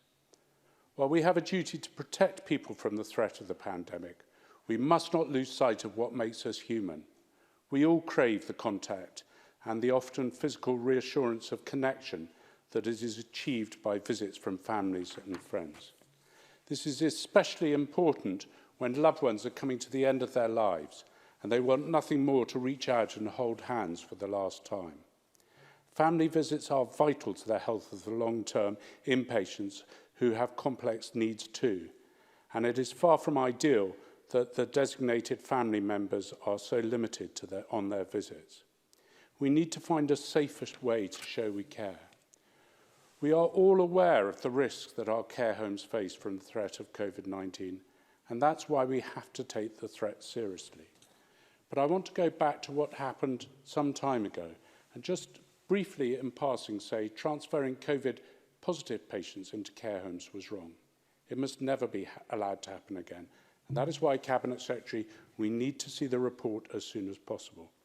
Not only for us to see and understand it, but for grieving families who deserve answers, and so do the people that gave the care in those care homes. Now, as winter approaches and the second wave begins, the government must do more to protect and support care homes. But we should not forget home carers too. They play a vital role in caring for our elderly and vulnerable, and they need more support from the Scottish Government. Back in April, I was in regular contact with Highland home carers who were in desperate need of PPE for their hard-working staff to carry out home visits. They had been let down. The situation was critical, and thankfully I was contacted by a local estate who donated 100,000 face masks to the Highlands, and we got these to where they were needed, to the Highland home carers, so they could continue their visits. But it shouldn't have come to this, and the Scottish Government should have reacted far quicker to the challenge of PPE shortages across Scotland. Looking ahead to the future, the way we care for our elderly population does need to be reviewed. We need to look at the structure of care homes and how we pay for them to ensure our ageing populations receive the best possible care and that carers can secure jobs with long-term career paths. This shouldn't be a heated debate between what is better, public or private.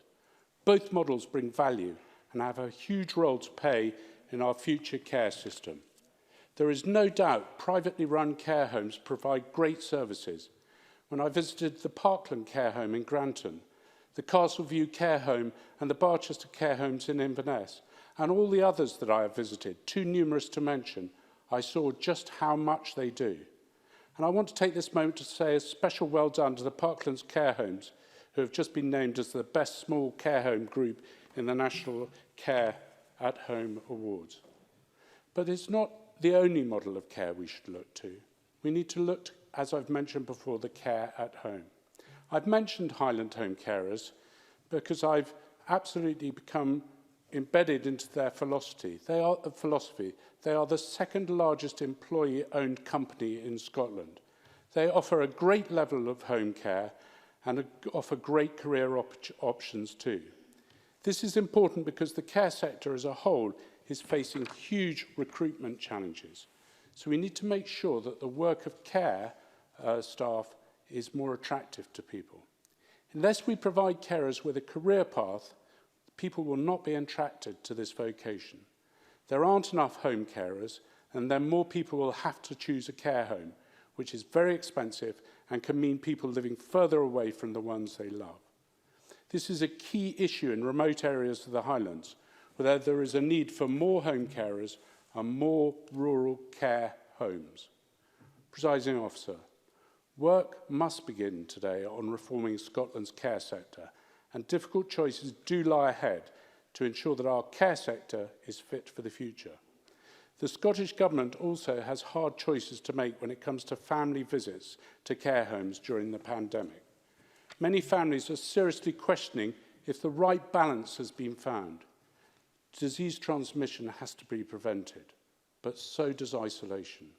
No one wants to lose a loved one to the pandemic, but at the same time, no one wants to have their mother, father, grandparent feel so isolated they lose the very will to live. This is a very difficult balance and delicate balance, and it's up to this government to listen to all the politicians who have made speeches this afternoon to address this issue and to make a judgment, because frankly, Presiding Officer, I don't believe they've got the balance right at the moment. Thank you very much. George Adam, to be followed by Neil Findlay. Thank you, Presiding Officer. Presiding Officer, I welcome the opportunity to speak in today's debate, as health and social care has long been a focus of my own since my time as a councillor and now my time as an MSP. I would go as far as say as Paisley's MSP, it's my duty to try and make sure that my fellow buddies have access to the best health and social care system possible. And that has become even more apparent during these last 7 months. And I think it goes without saying that we owe a mammoth amount to all those working tirelessly in the sector during what is the biggest global challenge we've faced since wartime. The motion brought today by Monica Lennon is a very important one. And with tomorrow being International Day of Older Persons, it is important that we highlight and tackle and face the issues faced by our older constituents and the additional worries and complications the past months have brought them. It is important that we place people at the top of all of our agendas, and today's debate has been a perfect example of that, and making sure that our elderly community is treated with dignity and respect. With this in mind, it must be stressed that it is my belief that the Government does not underestimate the profound impact that the coronavirus has had on so many, and that, of course, includes those who want to visit their loved ones in care homes, as well as, of course, the residents themselves, who will undoubtedly be missing visits from their family and friends. There are a good number of care homes, Presiding Officer, in my constituency. I have quite a few constituents I've become close with over the years who are struggling with being separated from their husbands, wives, siblings, parents and friends. It's really difficult for me to see and hear the distress they are all facing, and I know all of us across the chamber will also find this extremely difficult. However, we must remember that the decisions affecting care homes have not been taken lightly, and the restrictions are ultimately in place to help us protect care home residents and ultimately save lives. We must continue to recognise the additional risks communal living have on people who are more vulnerable to the effects of COVID-19 exposure, and continue to mitigate these risks as best we can while the prevalence of the virus is on the rise again across all of our communities. As the First Minister has said on numerous occasions, no decision has been more difficult or genuinely upsetting than the decision taken around homes fraught by, but the Government continues to make these decisions with the best intentions. And I was listening to Anna Sarwar too, and I too do not have older family members in a care home, but I feel his pain with regard to not being able to meet family members. My own in-laws live in their own home, very close to Stacey and I, but because of restrictions, we can't see them either. And I understand and get the need for this, but it's not easy, and it's not easy for everyone living in. And don't tell them, presiding officer, but I kind of miss them as well. I'll never hear the end of that once they get hold of that. But while these decisions are necessary right here in the here and now, they are constantly under review. But we must continue to remember the human aspect in all of this debate. If Anna Sarwar and I are upset at not being able to meet and spend quality time with our family members, then how do these people who have family members in a care home feel? As I said earlier, constituents have told me their stories, and they are difficult to listen to. It's difficult for me as a local parliamentarian to have to say to our community, you have to stop seeing each other for your own safety, and that your family and community and community. That's a difficult one for us all, presiding officer. On care homes, as the debate has continued, I was wondering if I could ask the Cabinet Secretary in summing up if she'd be able to ask, does she have the power to ask private care homes to change their visiting arrangements? I know she can make advice, but can she actually ask these homes to make these differences? Because it's a genuine question, and as this has been one of the major points of today's debate. But keeping our care homes safe and functioning at optimal levels has been a key priority since the beginning of the pandemic. Alongside keeping carers safe and secure in their workplace, it is just as important that we continue to value those working within health and social care. They do a remarkable job. But that brings me to the idea of the National Care Service. This year's programme for government is committed to an independent review of the idea of a National Care Service in Scotland, which will aim to ensure consistently excellent support for people who use these services, as well as their carers and their families, and is provided and accessible to all. The review is set to consider previous and ongoing work, including the programme for social care reform currently being taken forward by the Scottish Government and COSLA, work undertaken by the Care Inspectorate to consider opportunities for improving adult social care provision, and work undertaken by wider partners, including the third sector, to understand people's experience of care and how support could be improved. Presiding officer, I for one see that we have an opportunity here to change things for the better. And I think we need to look at the positives all the time. And what we can do to further improve upon the care we provide to everyone in Scotland is extremely important. Presiding officer, this year has been incredibly hard. There is no denying that. But now is the time for all of us to come together, as we have done so today, and ensure our frontline workers, residents and their families are heard.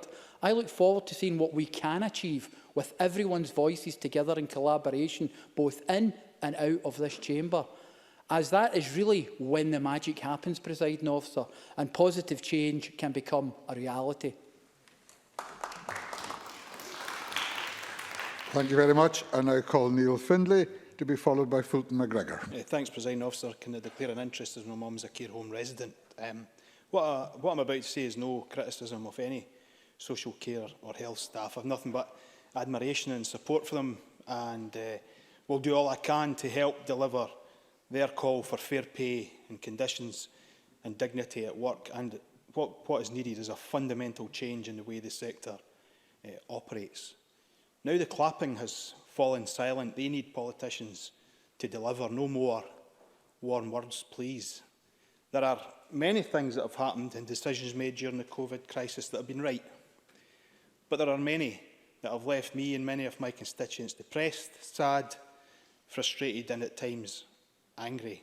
The lack of preparation and planning when we were warned of the impending crisis, the failure to follow WHO advice, the wholly inadequate testing regime, still wholly inadequate, the mixed messages on school closures and the wearing of masks, PPE shortages, the exams fiasco, the current universities situation. But I have to say it's the treatment of our older people, our mums and dads and grandparents, neighbours and friends, that for me is the low point to date. Let's reflect on what has happened over the last 7 months before we look at the current situation. Prior to lockdown, we had record numbers of delayed discharge. Dr David Bell says 78% of these cases of people stuck in hospital were people stuck in hospital waiting assessments, waiting the setting up of care arrangements, arranging funding or waiting for the availability of places. 47,500 bed days lost up 8% in a year. That's 47,000 days and nights of people stuck in hospital, unnecessarily at £4,000 a week. These patients and their families were told the delay was because they were waiting on an assessment, a place or a care package. Then miraculously in April, 53% of that all disappeared. And we've been told repeatedly, it was down to sharing of best practice and joint working. What on earth was going on if people were not sharing best practice and joint working prior to this date? I think that is a cover. It's utter rubbish. The reality is we all know these places became available due to money being released. And all those excuses for the delays and the stays in hospital were a convenient smokescreen accepted by families whose respect and deference for the medical profession led most of them not to question this, myself included. Then we had the mass exodus overnight to care homes. Residents shipped out untested, some we know discharged COVID positive, endangering their lives, the lives of staff, and the lives of fellow residents. That, to me, was negligence, because this situation, this action, those actions were taken knowingly. They were knowingly discharged. Then, when those residents became ill, many were not admitted to hospital. Others were pressured into agreeing to DNR notices or had these completed without the knowledge of their families. And to say this was a few GPs or a few practices is completely and utterly wrong. It happened across the country. I'm absolutely certain it happened in the constituencies of almost every member here. In my own village, it happened via text message, texting people about DNR notices. And the standard defence of ministers is these were clinical decisions, it was nought to do with us. Or, if only we knew then what we know now, we might have acted differently. This is no defence for bad or wrong policy decisions. Decisions that, in my view, has contributed to the deaths of far too many of our citizens. And with all that, is it any wonder that the virus has caused so much misery in our care home sector? Now the situation for our loved ones is one of frustration, isolation, loneliness, decline in health and well-being. We're heading towards 200 days of no or limited access to family and friends and loved ones. 200 days with little contact and limited stimulation. Visits started with one member of the family for half an hour outside each week. Then the First Minister announced 3 people from 2 households could visit from the following Monday, only for that to fall through as risk assessments hadn't been done. And in NHS Lothian's case, care homes wouldn't even receive the paperwork for another 5 days. Now, we do have 1 half-hour visit a week by 3 people from 2 households. This is better, it's an improvement, but it's very unsatisfactory, it's dispiriting, and it's frustrating for everybody involved, including staff. These visits take place outside, often in makeshift shelters. It's regularly cold and windy, with older people needing piles of clothes and blankets around them to keep warm. It's not credible, it's not humane, it's not dignified for this to continue into the winter. We need safe, warm, sheltered comfort and space where people can share intimate moments to chat, to discuss family matters, to laugh and cry and hug.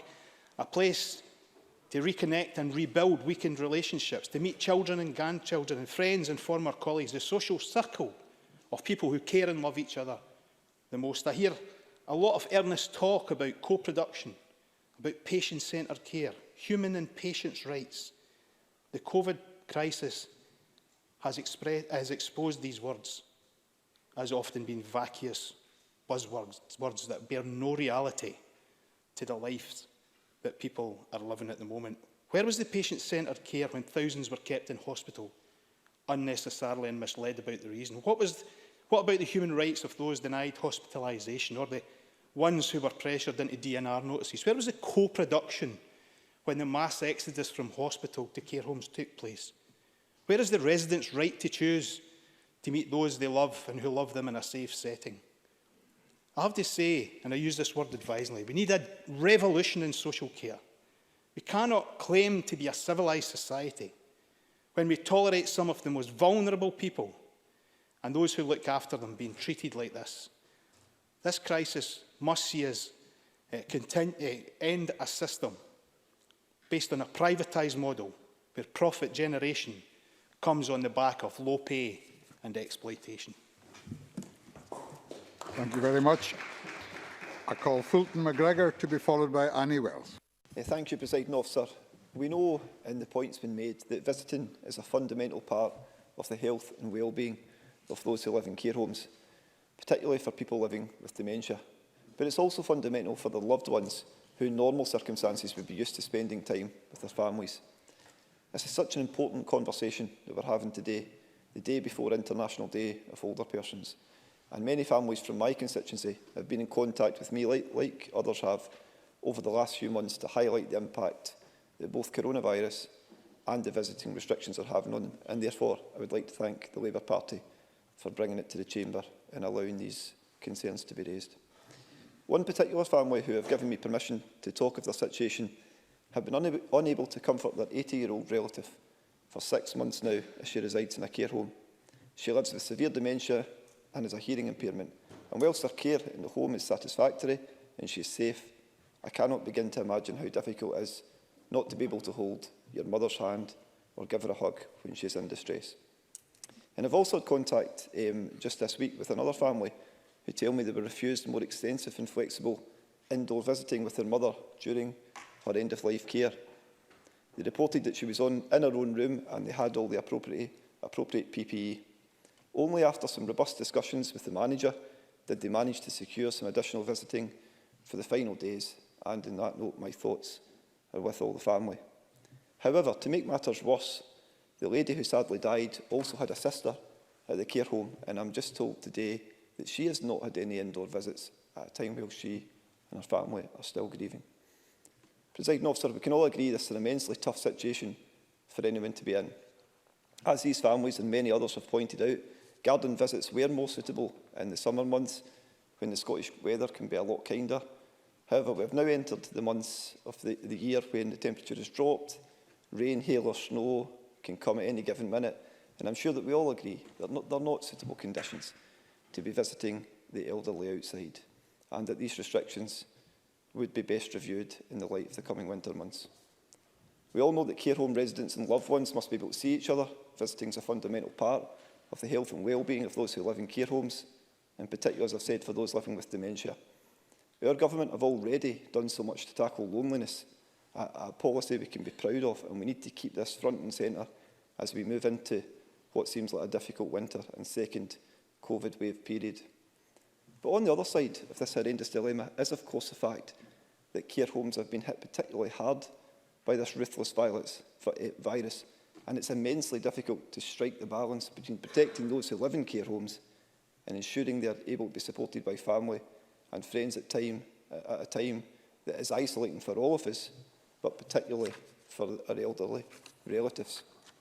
So I'm pleased to learn that the Clinical and Professional Advisory Group is looking again at what more can be done as we enter winter to strike a balance between family visitor contact, activities and healthcare services for residents, while also, importantly, protecting them from the introduction of the virus into their homes. I was also reassured to hear that the Health Secretary met with representatives from the Care Home Relative Scotland Group on the 18th September, as she said, and discussed a range of proposals by the group.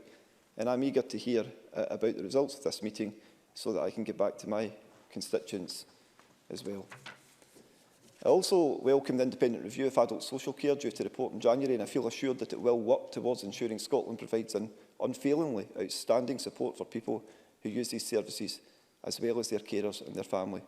And we know that the review will consider changes required to achieve the highest standards of support for the independence and well-being of people who use adult social care support. And I will even ensure that social care is effectively integrated with health services. But Presiding Officer, I also feel that, and Angela Constance touched on this point, that as elected representatives and leaders in our own communities that we need to do what we can. I know many colleagues, well like me, have a good working relationship with many of our care homes, and that's why several months ago I took the decision to write an open letter to all those using care homes in my constituency, residents, families, staff and owners. Not a blaming letter, but a letter offering to help and support with any queries, and it's been very well received. And I'd encourage any colleagues who haven't had a similar approach to perhaps consider that as we move into this time, because I think it's incumbent on all of us to work together in a collaborative way. Presiding Officer, so in conclusion, I don't, like George Adam and Anna Sarwar said, I don't have any family in a care home myself just now, so I can only begin to appreciate how hard it is to be separated from family and loved ones for such long periods of time. And we've all had to make sacrifices to ensure the safety for the wider population during the last 6 months. However, as we've seen today, we are still sadly living with this pandemic, and we need to do all we can to keep our loved ones safe. I have faith that as we move into this winter, that this government will continue to take stock, reassess and find a more balanced judgments to keep people safe while preserving the quality of life and relationship. So, to conclude, Presiding Officer, I just want to thank all the residents, families and caregivers across the country, but particularly in my constituency of Coatbridge and Christen, for sticking with it, and together I know that we will get there. Thank you. Thank you very much. I now call Annie Wells to be followed by Emma Harper. Thank you, Presiding Officer. I am pleased to contribute today. It is right to mark International Day of Older Persons, but this year in particular, it takes on an extra poignancy. This has been a year like no other for our older people and those who care for them. It has illustrated the fundamental importance of the role of those who give up their own time to look after a loved one in the face of incredibly challenging circumstances. Most of our older people have, at best, been confined to their homes for most of the year. Some in care homes have been at a heightened risk of infection, with many losing their lives. During the early stages of lockdown, the role of family members providing care was essential. Everyone here will know families unable to get slots for shopping to be delivered, prompting children, grandchildren to pick up that burden on their behalf. In severe circumstances, those same relatives would take on more responsibilities, attending to health and wellbeing needs, as well as providing crucial social contact for elderly relatives who may not have spoken to another person for days. So when we think of family caregivers, it should be to value their contribution of those who stepped in to do whatever was necessary for a loved one, whether it was easy for them or not. But for families with relatives in care home, the story is vastly different. It is a matter of record that 1,500 untested patients were transferred from hospital to care homes before testing for COVID was mandatory, irrespective of the risk at the time.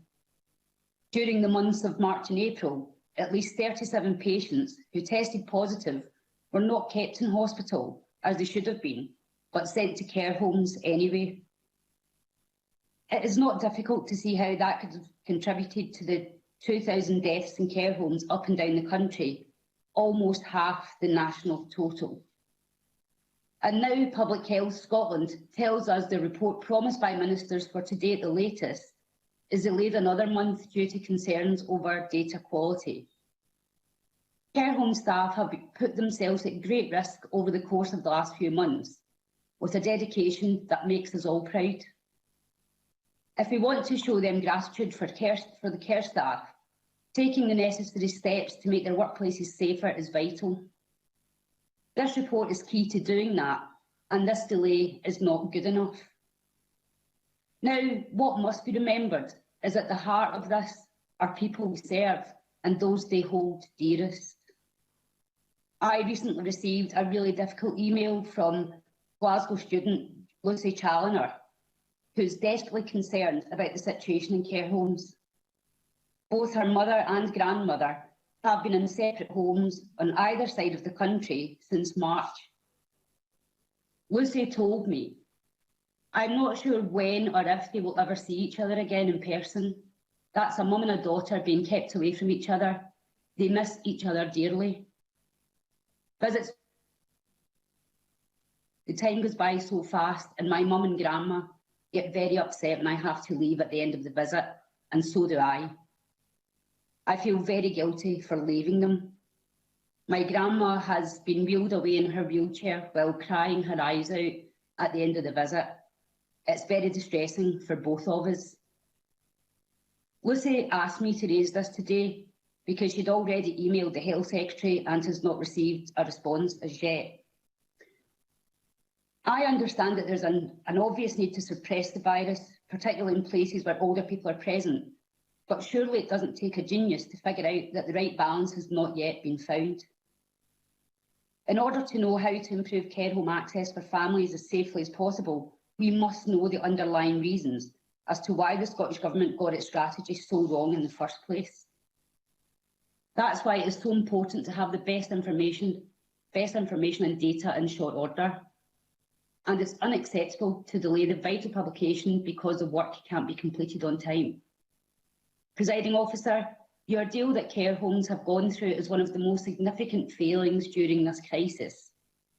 Families like Lucy's have pleaded for these problems to be fixed, and as winter approaches, I hope ministers will act to resolve them at a quicker pace than we've seen so far. Thank you.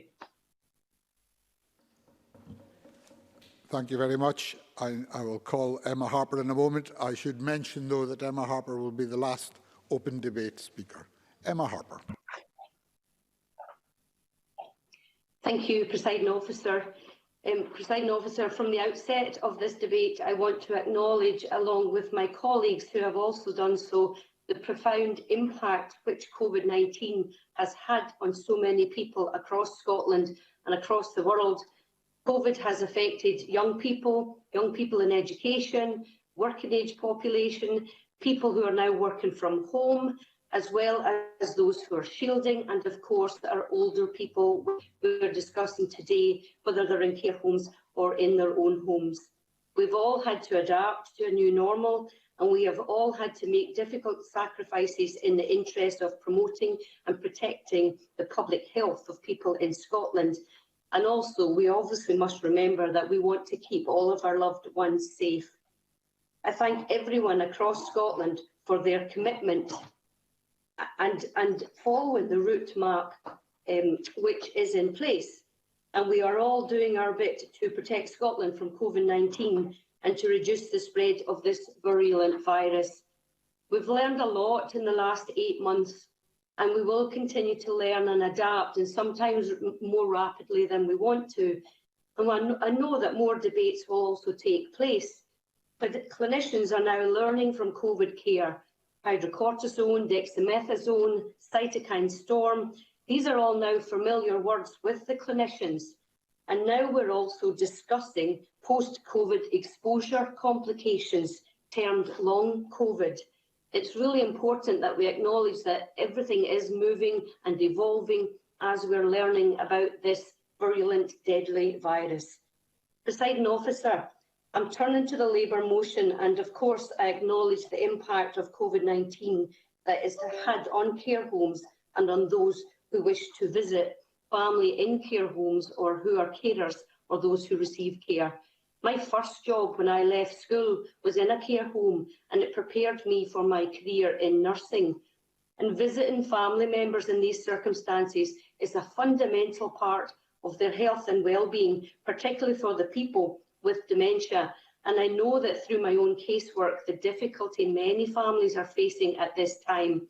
And I absolutely agree with Alec Cole-Hamilton's comment that it must be very disconcerting for people in care to be met with face mask wearers in their homes or in their care home.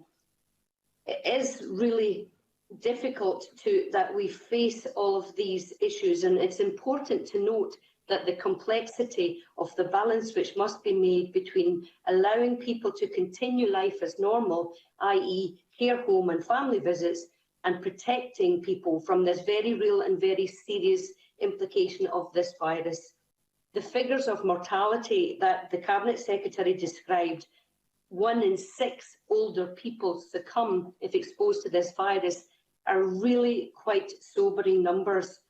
I welcome the work of the Scottish Government in trying to find as good a balance as possible between the responsibility to keep the people as safe as possible with the sincere recognition of the positive benefits of family visits and of allowing people, as far as possible, to continue as normal. The Scottish Government has, with care home owners and providers, where appropriate, supported care home visits to go ahead. And indeed, it is the aim of this Government to allow people to visit their loved ones, but this must be done safely and based on the best available scientific evidence and medical advice. Limited outdoor and indoor visiting may now take place, provided strict criteria are met and considered and plans are signed off by local directors of public health. And others have noted too in Chamber today that winter is coming, so outdoor visits might be a real challenge as we move forward.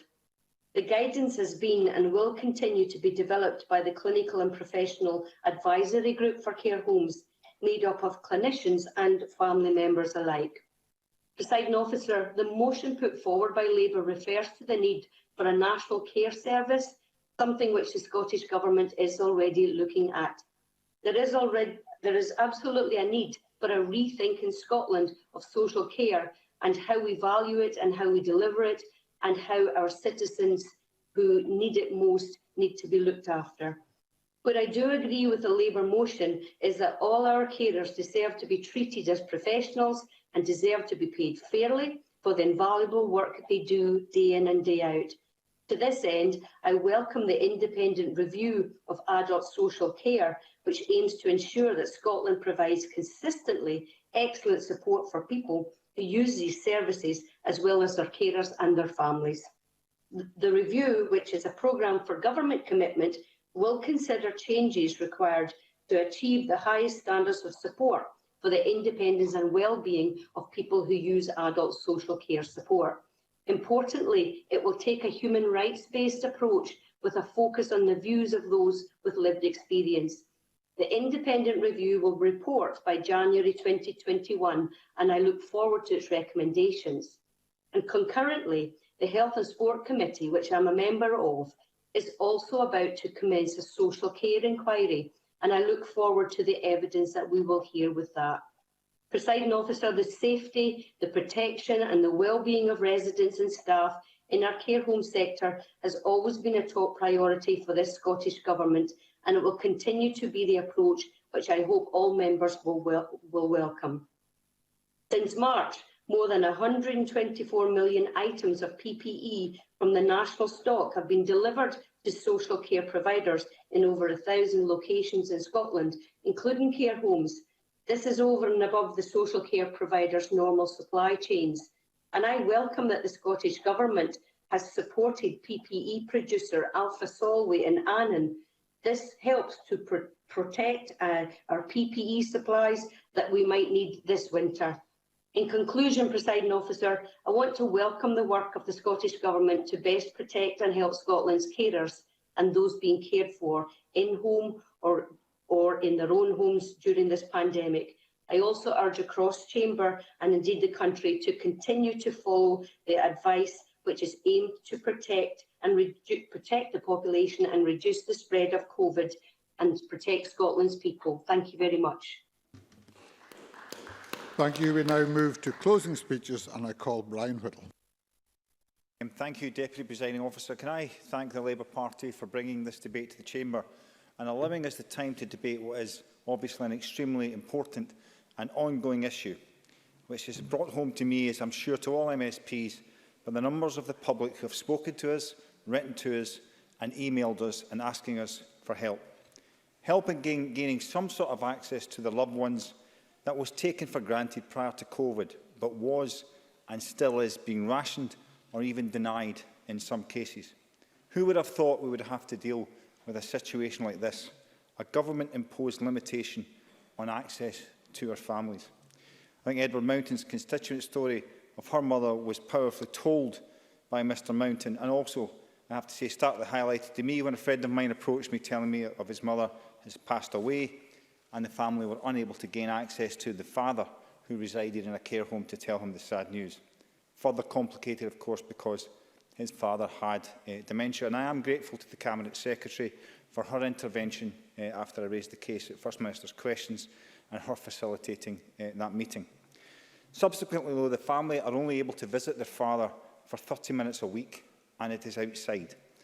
This will become increasingly difficult as the weather turns, so even that 30 minutes are becoming increasingly unlikely.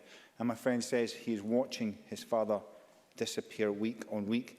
And it does bode the question, do we really understand fully what exactly we are protecting this elderly gentleman from? I mean, Jeremy Balfour, I thought, made a really powerful speech calling for a family member to be part of that caring community with regular access. And I think that is a very good call. I think Anas Sawar mentioned human rights and potentially breaching of human rights by isolating care home residents for an extended period of time without access to his family. And that's really what we have to be considering. We're 6 months into this pandemic.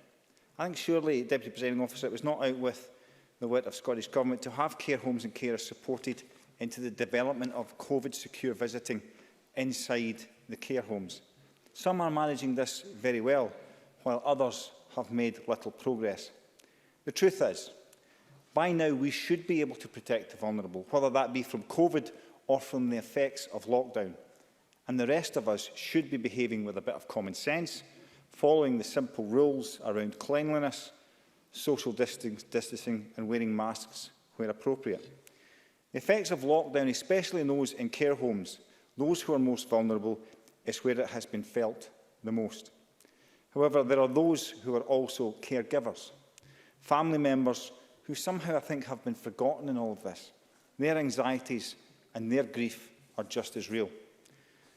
Deputy Presiding Officer, looking at decisions made and making comments in hindsight is a favourite pastime of politicians. In this case, there are decisions thrust upon governments the world over that none of us would relish. We will no doubt get to rake over the coals of the COVID crisis at our leisure when hopefully we are at the other side. But we would prefer that to happen sooner rather than later, so that as we are asked to continue to support the government's approach, we understand the scientific reasons for those decisions.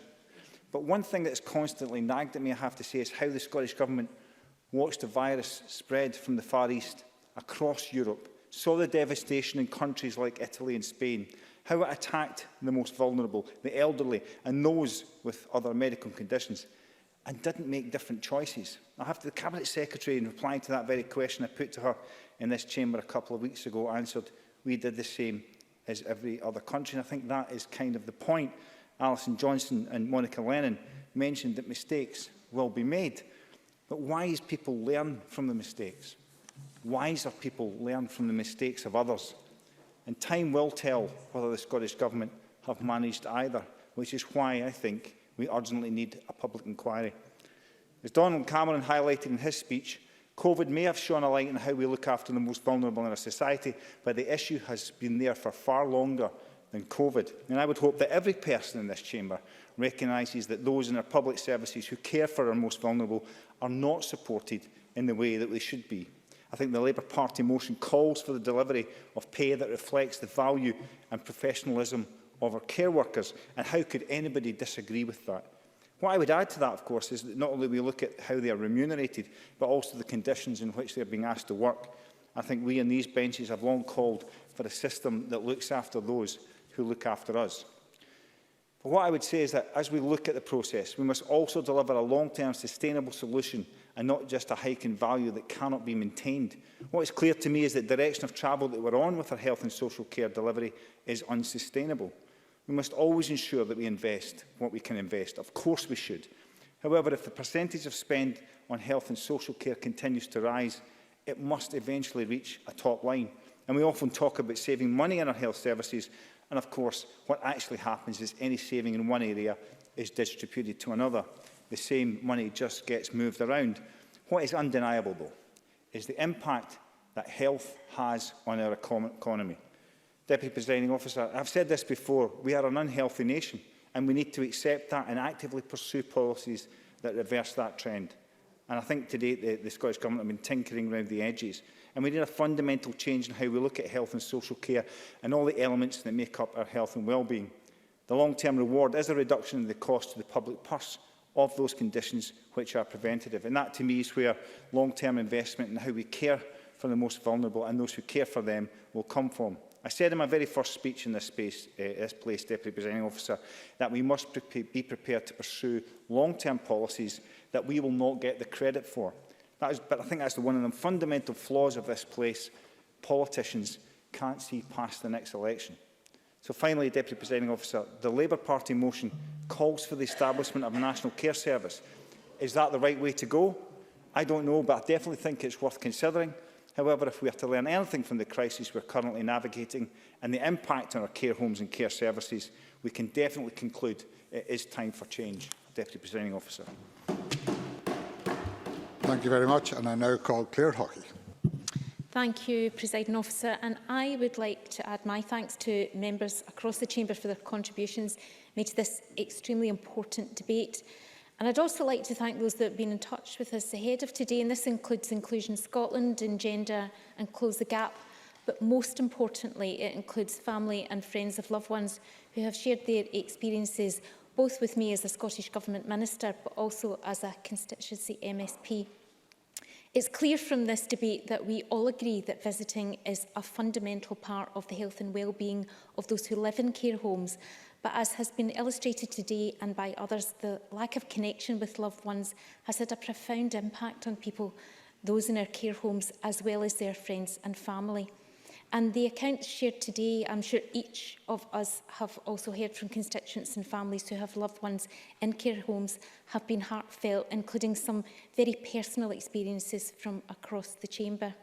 Being able to pop in on a daily basis to see your mum or dad or husband or wife has not been possible. And where visits do take place, often these are outside for a short period with distancing taking place. And this is not what any of us are used to. And I recognise that for those with dementia who may have a limited ability to understand the restrictions in place, this must be particularly hard. But we know that restrictions have been put in place. They've been necessary to safeguard people. And this virus has had a devastating consequence right across the world. We also know that the pandemic is still with us, and so we need to do all we can to continue to protect people, but we need to balance this with the need to protect people from the harms of that lack of connection with loved ones. And the guidance that we published sets a staged approach to reintroducing visiting. As the Health Secretary has confirmed, we are looking again at what more we can do to strike a better balance between family and visitor contact, whilst at the same time protecting people. We recognise the need for proportionality in the way that we do this, so we are committed to ensuring that we open up further opportunities for people to see their loved ones. And this calls for collaboration, but it is achievable. Supporting safe visiting requires the efforts of all partners. However, we cannot ignore the harms posed by not supporting connection with loved ones. Every day does count, and we need to work together to promote visiting where it is safe to do so. I know that the Health Secretary has valued the opportunity to meet with families from Care Home Relatives Scotland, who we've heard about in several contributions from members across the Chamber, and to hear from their experiences and their views. And she's committed to continue to meet with them again this week and continue that very important dialogue. The experiences and views expressed have illustrated that families and carers are essential partners in providing and supporting the well-being of people in care homes. As we've heard today, they are not just visitors. Families and friends play an essential role in a person's care, whether it's supporting with eating and drinking, communicating wishes, or emotional care and connection with the outside world.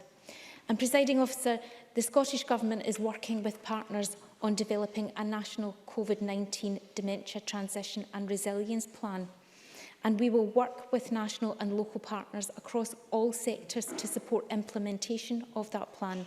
And key to that transition plan will be how we support those with dementia and their carers in a world with COVID-19. Presiding Officer, this debate has also focused on the provision of care and support for people, and I think we all recognise that care and support services have had to adapt during the COVID-19 pandemic.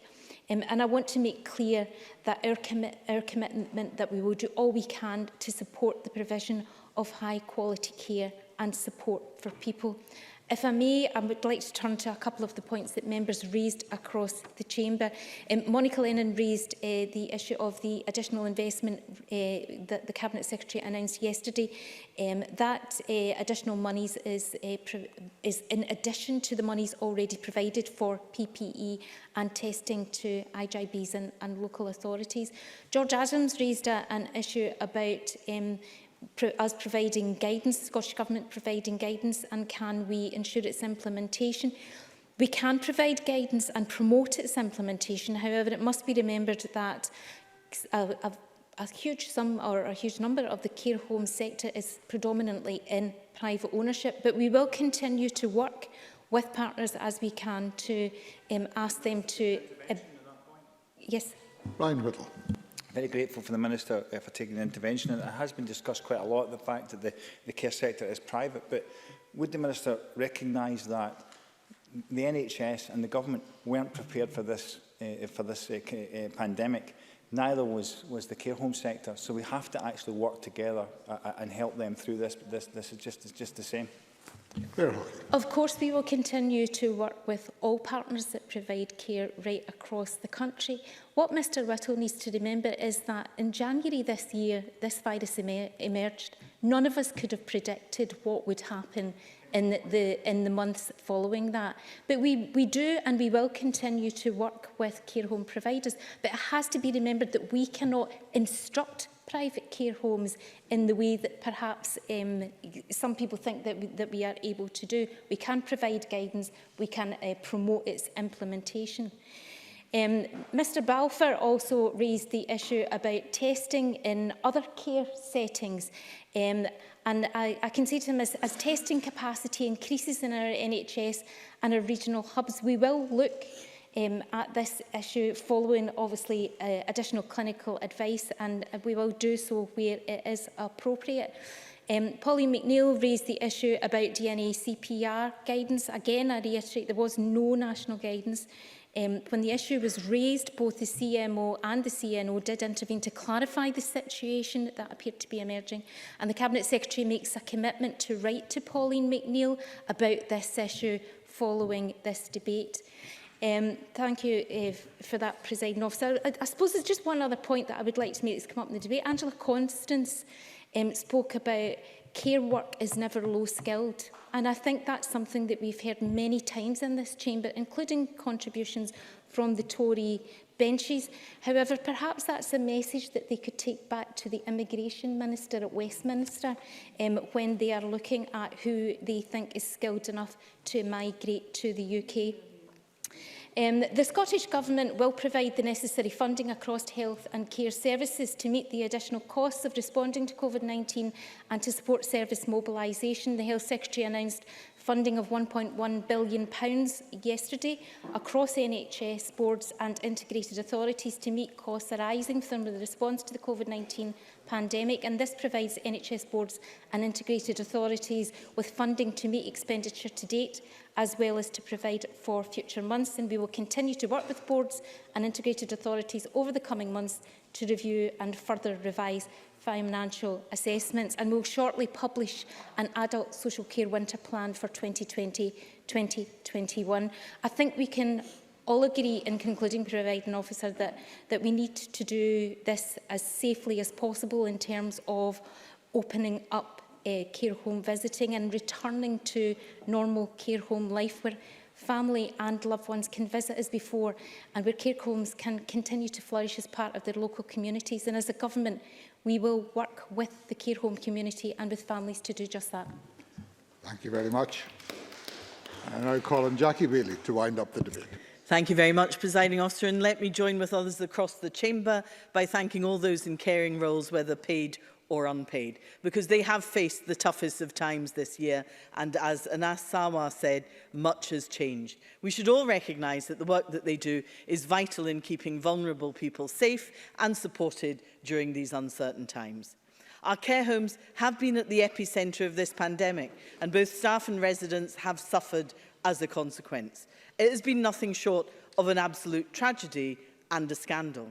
From removing older people from hospitals into care homes without testing, the denial of care homes like HCI in Dumbarton that there was even a problem, the shortage of PPE in the early critical weeks with reports of supplies being rationed and locked in cupboards, the do not resuscitate notices raised by Pauline McNeill, the delays in testing and now the delays in getting results. It was one thing after another. And as we approach a second wave of COVID-19, we need to be so much smarter about what we do. So I welcome the newfound support for a national care service. Forgive me for pointing it out that I did in fact suggest this 10 years ago, but Nicola Sturgeon, who was Health Minister at the time, rejected it. But I do welcome, Presiding Officer, all converts, no matter how late. It was as a direct result of the experience with Clostridium difficile that took the lives of people in the Vale of Leven Hospital and across Scotland. But it wasn't simply confined to hospitals at that time. It affected care homes too. A different disease to COVID, but the same issues of hospital to care home transfer, the need for barrier nursing, PPE and testing. Had we had a national care service in place then, we might have avoided the scale of deaths we have witnessed during the COVID pandemic. So I wish the review group every success and hope that they will make progress and, of course, offer any help that they wish, because we have had reviews before and nothing has happened. So we need to get this right. Can I welcome the Cabinet Secretary's praise for social care staff and note the GMB's campaign to value those staff, not just with applause, but with a £2 per hour pay rise. And I hope she will deliver on this and provide more than warm words. We are now in over 200 days of lockdown and isolation for all of those in residential facilities in the social care sector, from young adults with additional needs in supported accommodation to older people in care homes. Their mental health and well-being is at breaking point. We have heard numerous examples across the chamber about the suffering of care home residents and their families unable to visit. And let me offer two illustrations of my own. Firstly, there was a survey of those people with Alzheimer's, dementia, and indeed their carers during the pandemic. 82% of those with dementia were reported to have a deterioration in their condition, and there is a profound impact on 95% of carers who have experienced a negative impact on their mental health. This is in part due to a lack of visiting being allowed in care homes, but it's also in part due to the closure of day centres that provided families with so much important support. These people feel abandoned during the pandemic and their mental health and well-being are suffering, and I am grateful to the Minister for recognising that. The second example I will give concerns those with complex learning disabilities who are living in supported accommodation or care homes. And I've been working with individual families and organisations such as PAMIS. They have told me the nightmare that they're going through when trying to maintain contact with their adult children who may be in supported accommodation or care homes. Family members are central to the care that these adults receive. They are part of the care team. They're fighting to be allowed to continue providing the care that they were able to provide pre-COVID. Care which is central to ensuring the well-being and which protects both the physical and mental health for their loved ones with severe learning disabilities. Anyone who has a family member or loved one with such complex needs will tell you how important structure and continuity is to the people staying calm and functioning. They will tell you how the smallest changes to daily routine can result in huge distress and trauma. Just imagine the effect that removing family carers from these adults' care for 6 months is having on them. Since March, the essential contribution that parents make as part of the care team has been completely disregarded. All they've been allowed to do is visit their loved one through a window, not able to hug, care for or even touch their family member. And the same is true of older people in care homes too. And the removal of much needed social interaction is having a negative impact on their mental and physical health. So we need to find a way to encourage safe contact that balances the concerns about increasing the spread of the virus. So let me make some positive suggestions to the Scottish Government, and I sense from the Minister's comments that we may indeed be pushing at an open door. I hope that's the case. Firstly, let's recognise family caregivers as frontline care staff. As Jeremy Balfour said, make them part of the care team. Test them, give them PPE, and under controlled conditions, let them help with the care and well-being of their loved one. I'm struck by just how much we rely on unpaid carers, and as Alison Johnson pointed out, these are the over 1 million unpaid carers in Scotland, 61% of whom are women. We need to pay them much more than lip service. Secondly, let's make sure that the guidance issued is specific to the group. Those with complex learning disabilities living in supported accommodation are different to older people in care homes. Grouping them together makes as much sense as issuing the same guidance for nurseries and universities. Thirdly, I will do if I'm allowed to. I thank Jackie Bailey for taking an intervention. She may well be aware of the guidance that was issued on the 4th of September by the Cabinet Secretary, which recognised that that the guidance for adult care homes or older adult care homes does provide for different needs from those who are younger adults living in care, and it allows for the safe reopening of communal activities in areas and for community and social outings. Jackie Bailey. Indeed, Presiding Officer, that guidance is very welcome, but it's not currently being implemented on the ground.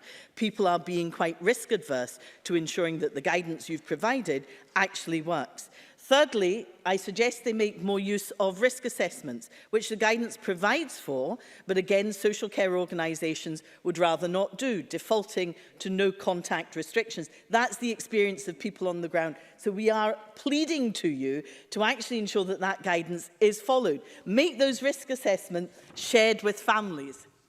Jean Freeman.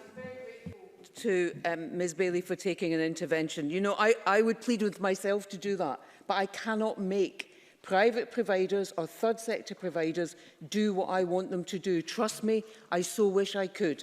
I cannot do that. I can give guidance, I can give support, I can ensure that the proper training is there, I can give them wraparound care from primary care. There is many things that I can do and do, but I cannot force private providers in whatever residential facility they are providing to do what I am asking them to do.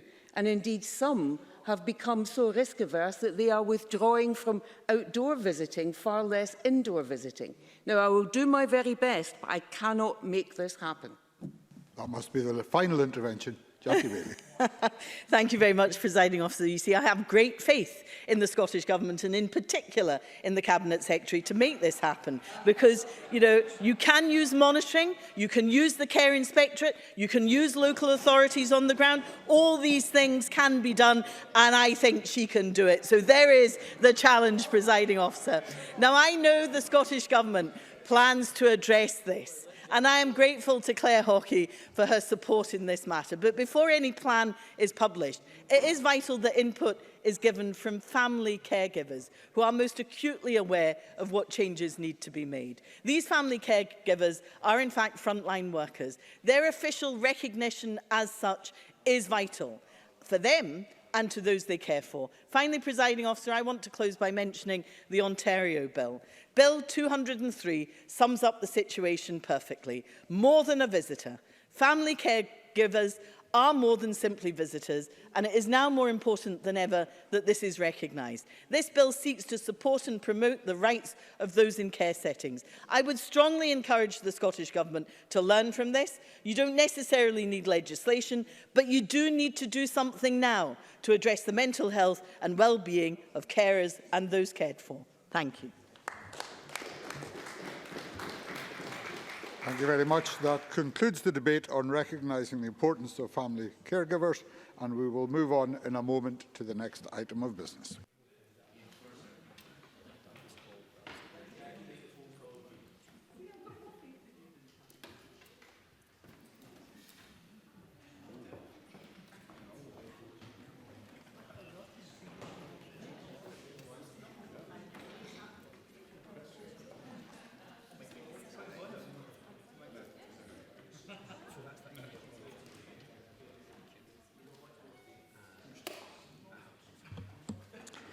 Thank you, colleagues. The next item of business is consideration of legislative consent motion 22889 on the Agriculture Bill UK legislation. Could I call in Fergus Ewing, Cabinet Secretary, to move? Formally moved. Thank you very much, Cabinet Secretary. The next item of business is consideration of legislative consent motion 22887 on the Social Security Uprating of Benefits Bill. And in this case, could I ask Shirley-Ann Somerville to move and also to speak to this motion? Cabinet Secretary. Thank you, Presiding Officer. On the 18th of September, the UK Government made a formal request that Scottish Ministers give in principle agreement to the inclusion of provisions in a UK bill relating to uprating industrial death benefit in Scotland.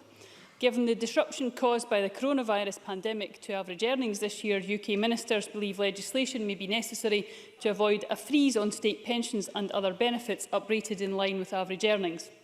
Legislation sets out that these benefits can only be increased where there has been an increase in earnings. While this primarily relates to reserve benefit, it also impacts on industrial death benefit, for which the Scottish Government has had executive competence since 1 April 2020. Industrial death benefit is paid to the widow, widower or dependents of someone who died from an industrial accident or disease before 1988. It is now abolished for new claims, and we estimate there to be only around 300 people in Scotland currently in receipt of this benefit. My priority is to ensure that the rate at which they are paid remains consistent with those in receipt of this benefit in England and Wales. As a means of delivering this, the UK Ministers offered to include provision in their bill to give Scottish Ministers the necessary powers to deliver uprating legislation consistently with the UK Government approach. An LCM was therefore lodged on the 24th of September. The UK Government has strongly requested completion of the passage of the legislative consent motion by the 30th of September to allow for the bill's second reading in the House of Commons on 1 October. The alternative to a legislative consent motion would be equivalent Scottish primary legislation. This would mean seeking to have Scottish primary legislation enforced by mid-November, with a truncated development time, truncated scrutiny and the need to request truncated royal assent. Given the pressures on Parliament time and that the LCM only affects one benefit, I do not consider this a viable option. For these reasons, this action is necessary and appropriate in order to protect the incomes of recipients of industrial death benefit and maintain this benefit at the same rate as the rest of the UK. I propose that the Parliament agrees to these provisions, and I therefore move the motion in my name. Thank you very much, Cabinet Secretary. And no members indicated they wish to comment. We will take this motion at decision time. The next item of business is consideration of business motion 22878 in the name of Graham Day on behalf of the Bureau setting out a business programme. Could I call on Graham Day to move? Presiding Officer. Thank you very much. And no members asked to speak in this motion. The question therefore is that motion 22878 be agreed. Are we all agreed? Yes. We are agreed, thank you. The next item is consideration of business motion 22879, also in the name of Graham Day on behalf of the Bureau. This is on the stage 1 timetable for a bill. Could I call on Graham Day to move this motion? Presiding Officer. Thank you. And again, no members indicated they wish to speak. Therefore, the question is that motion 22879 be agreed. Are we all agreed? Yes. Thank you very much. The next item is consideration of 3 Parliamentary Bureau motions. Could I call on Graham Day on behalf of the Bureau to move motions 22880 to 22882 on approval of SSIs? Presiding Officer. Thank you. And these questions will be taken at decision time. So we turn to decision time. And our first question today is that amendment 22860.2 in the name of Jean Freeman, which seeks to amend motion 22860 in the name of Monica Lennon on recognising the importance of family caregivers be agreed. Are we all agreed? Yes. We're not agreed. We're going to move to a division. What we'll do is we'll suspend business for a few moments just to allow all members in the chamber and online to access the voting platform. So Parliament is suspended for a few short moments.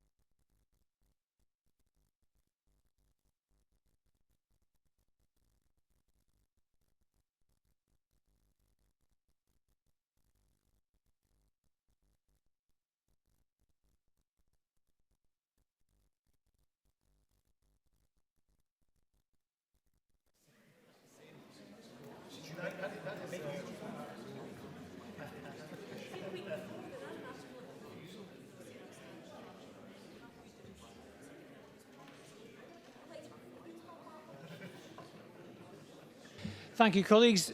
Parliament is now resumed. So the question is that Amendment 22860.2 in the name of Jean Freeman, which seeks to amend motion 22860 in the name of Monica Lennon on recognising the importance of family caregivers be agreed, and members may cast their votes now. This will be a 1-minute division, and there will be a short pause afterwards to make sure that everybody can verify their vote.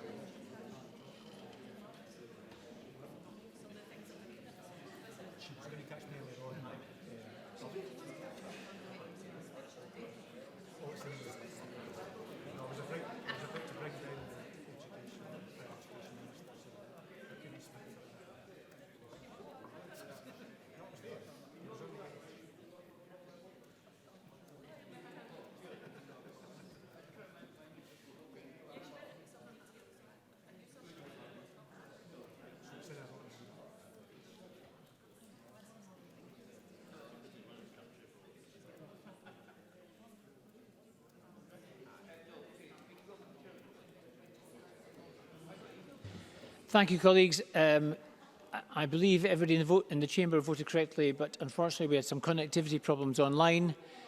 So I'm going to ask for a couple of points of order. First of all, Tom Arthur. Tom Arthur.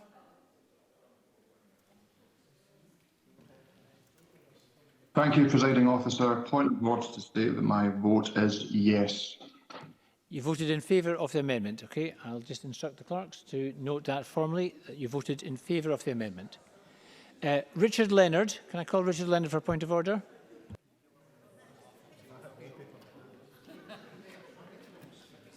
Point of order, Presiding Officer. I wasn't able to register my vote. If I was, it was to vote yes. Thank you very much, Mr Leonard. I'll just note that to the clerks, that Mr Leonard's vote is to be noted as yes in favour of the amendment. And Alexander Burnett. Point of order. Point of order, my vote was no. Thank you very much, Mr Burnett. That is noted, and I will inform the chamber and the clerks, the voting clerk, to say that Mr Burnett voted against the motion. All those 3 votes will be added to the register before we announce the vote.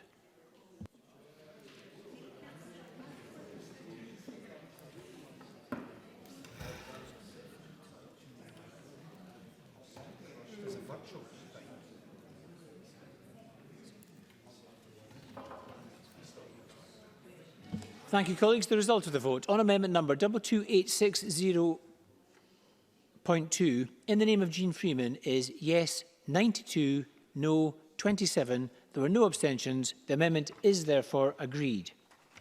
The next question is that amendment 22860.1 in the name of Donald Cameron, which seeks to amend the motion in the name of Monica Lennon, be agreed. Are we all agreed? No.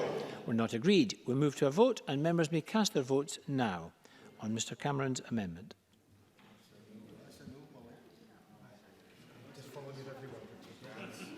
This is a 1-minute division, and there will be a pause after the vote once more.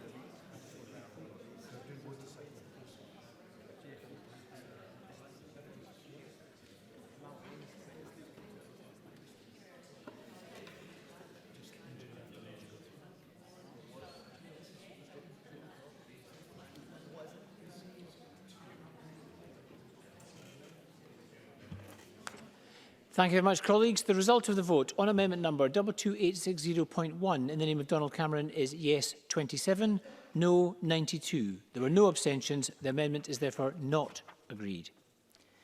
The next question is that motion 22860 in the name of Monica Lennon as amended on recognising the importance of family caregivers be agreed. Are we all agreed? Yes. We're not agreed. We'll move to a vote and members may cast their votes now.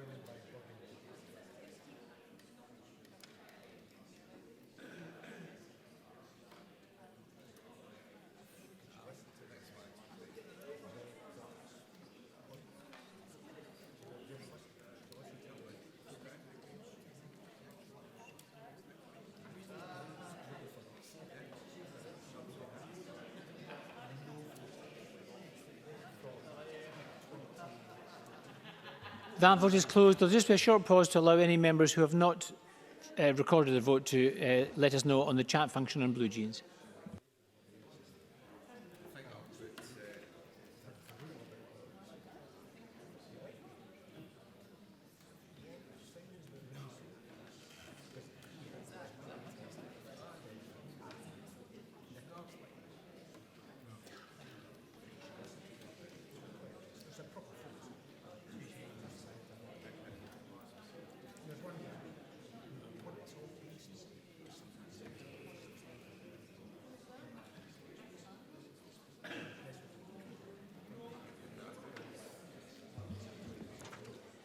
Thank you very much. The result of the vote on motion 22860 in the name of Monica Lennon as amended is yes 90, no 27. There were no abstentions. The motion as amended is therefore agreed. The next question is that motion 22889 in the name of Fergus Ewing on the Agriculture Bill UK legislation be agreed. Are we all agreed? Yes. We are all agreed. The next question is that motion 22887 in the name of Shirley Ann Somerville on the Social Security Operating of Benefits Bill UK legislation be agreed. Are we all agreed? Yes. We are all agreed. And I propose to ask a single question on 3 parliamentary bureau motions. Does any member object? No. The question therefore is that motions 22880 to 22882 in the name of Graham Day on behalf of the Bureau be agreed. Are we all agreed? Yes. We are agreed. That concludes decision time. We're going to move shortly to members' business. In the name of Fulton McGregor, we'll just take a few moments for members to change and ministers to change seats. Just a few moments pause.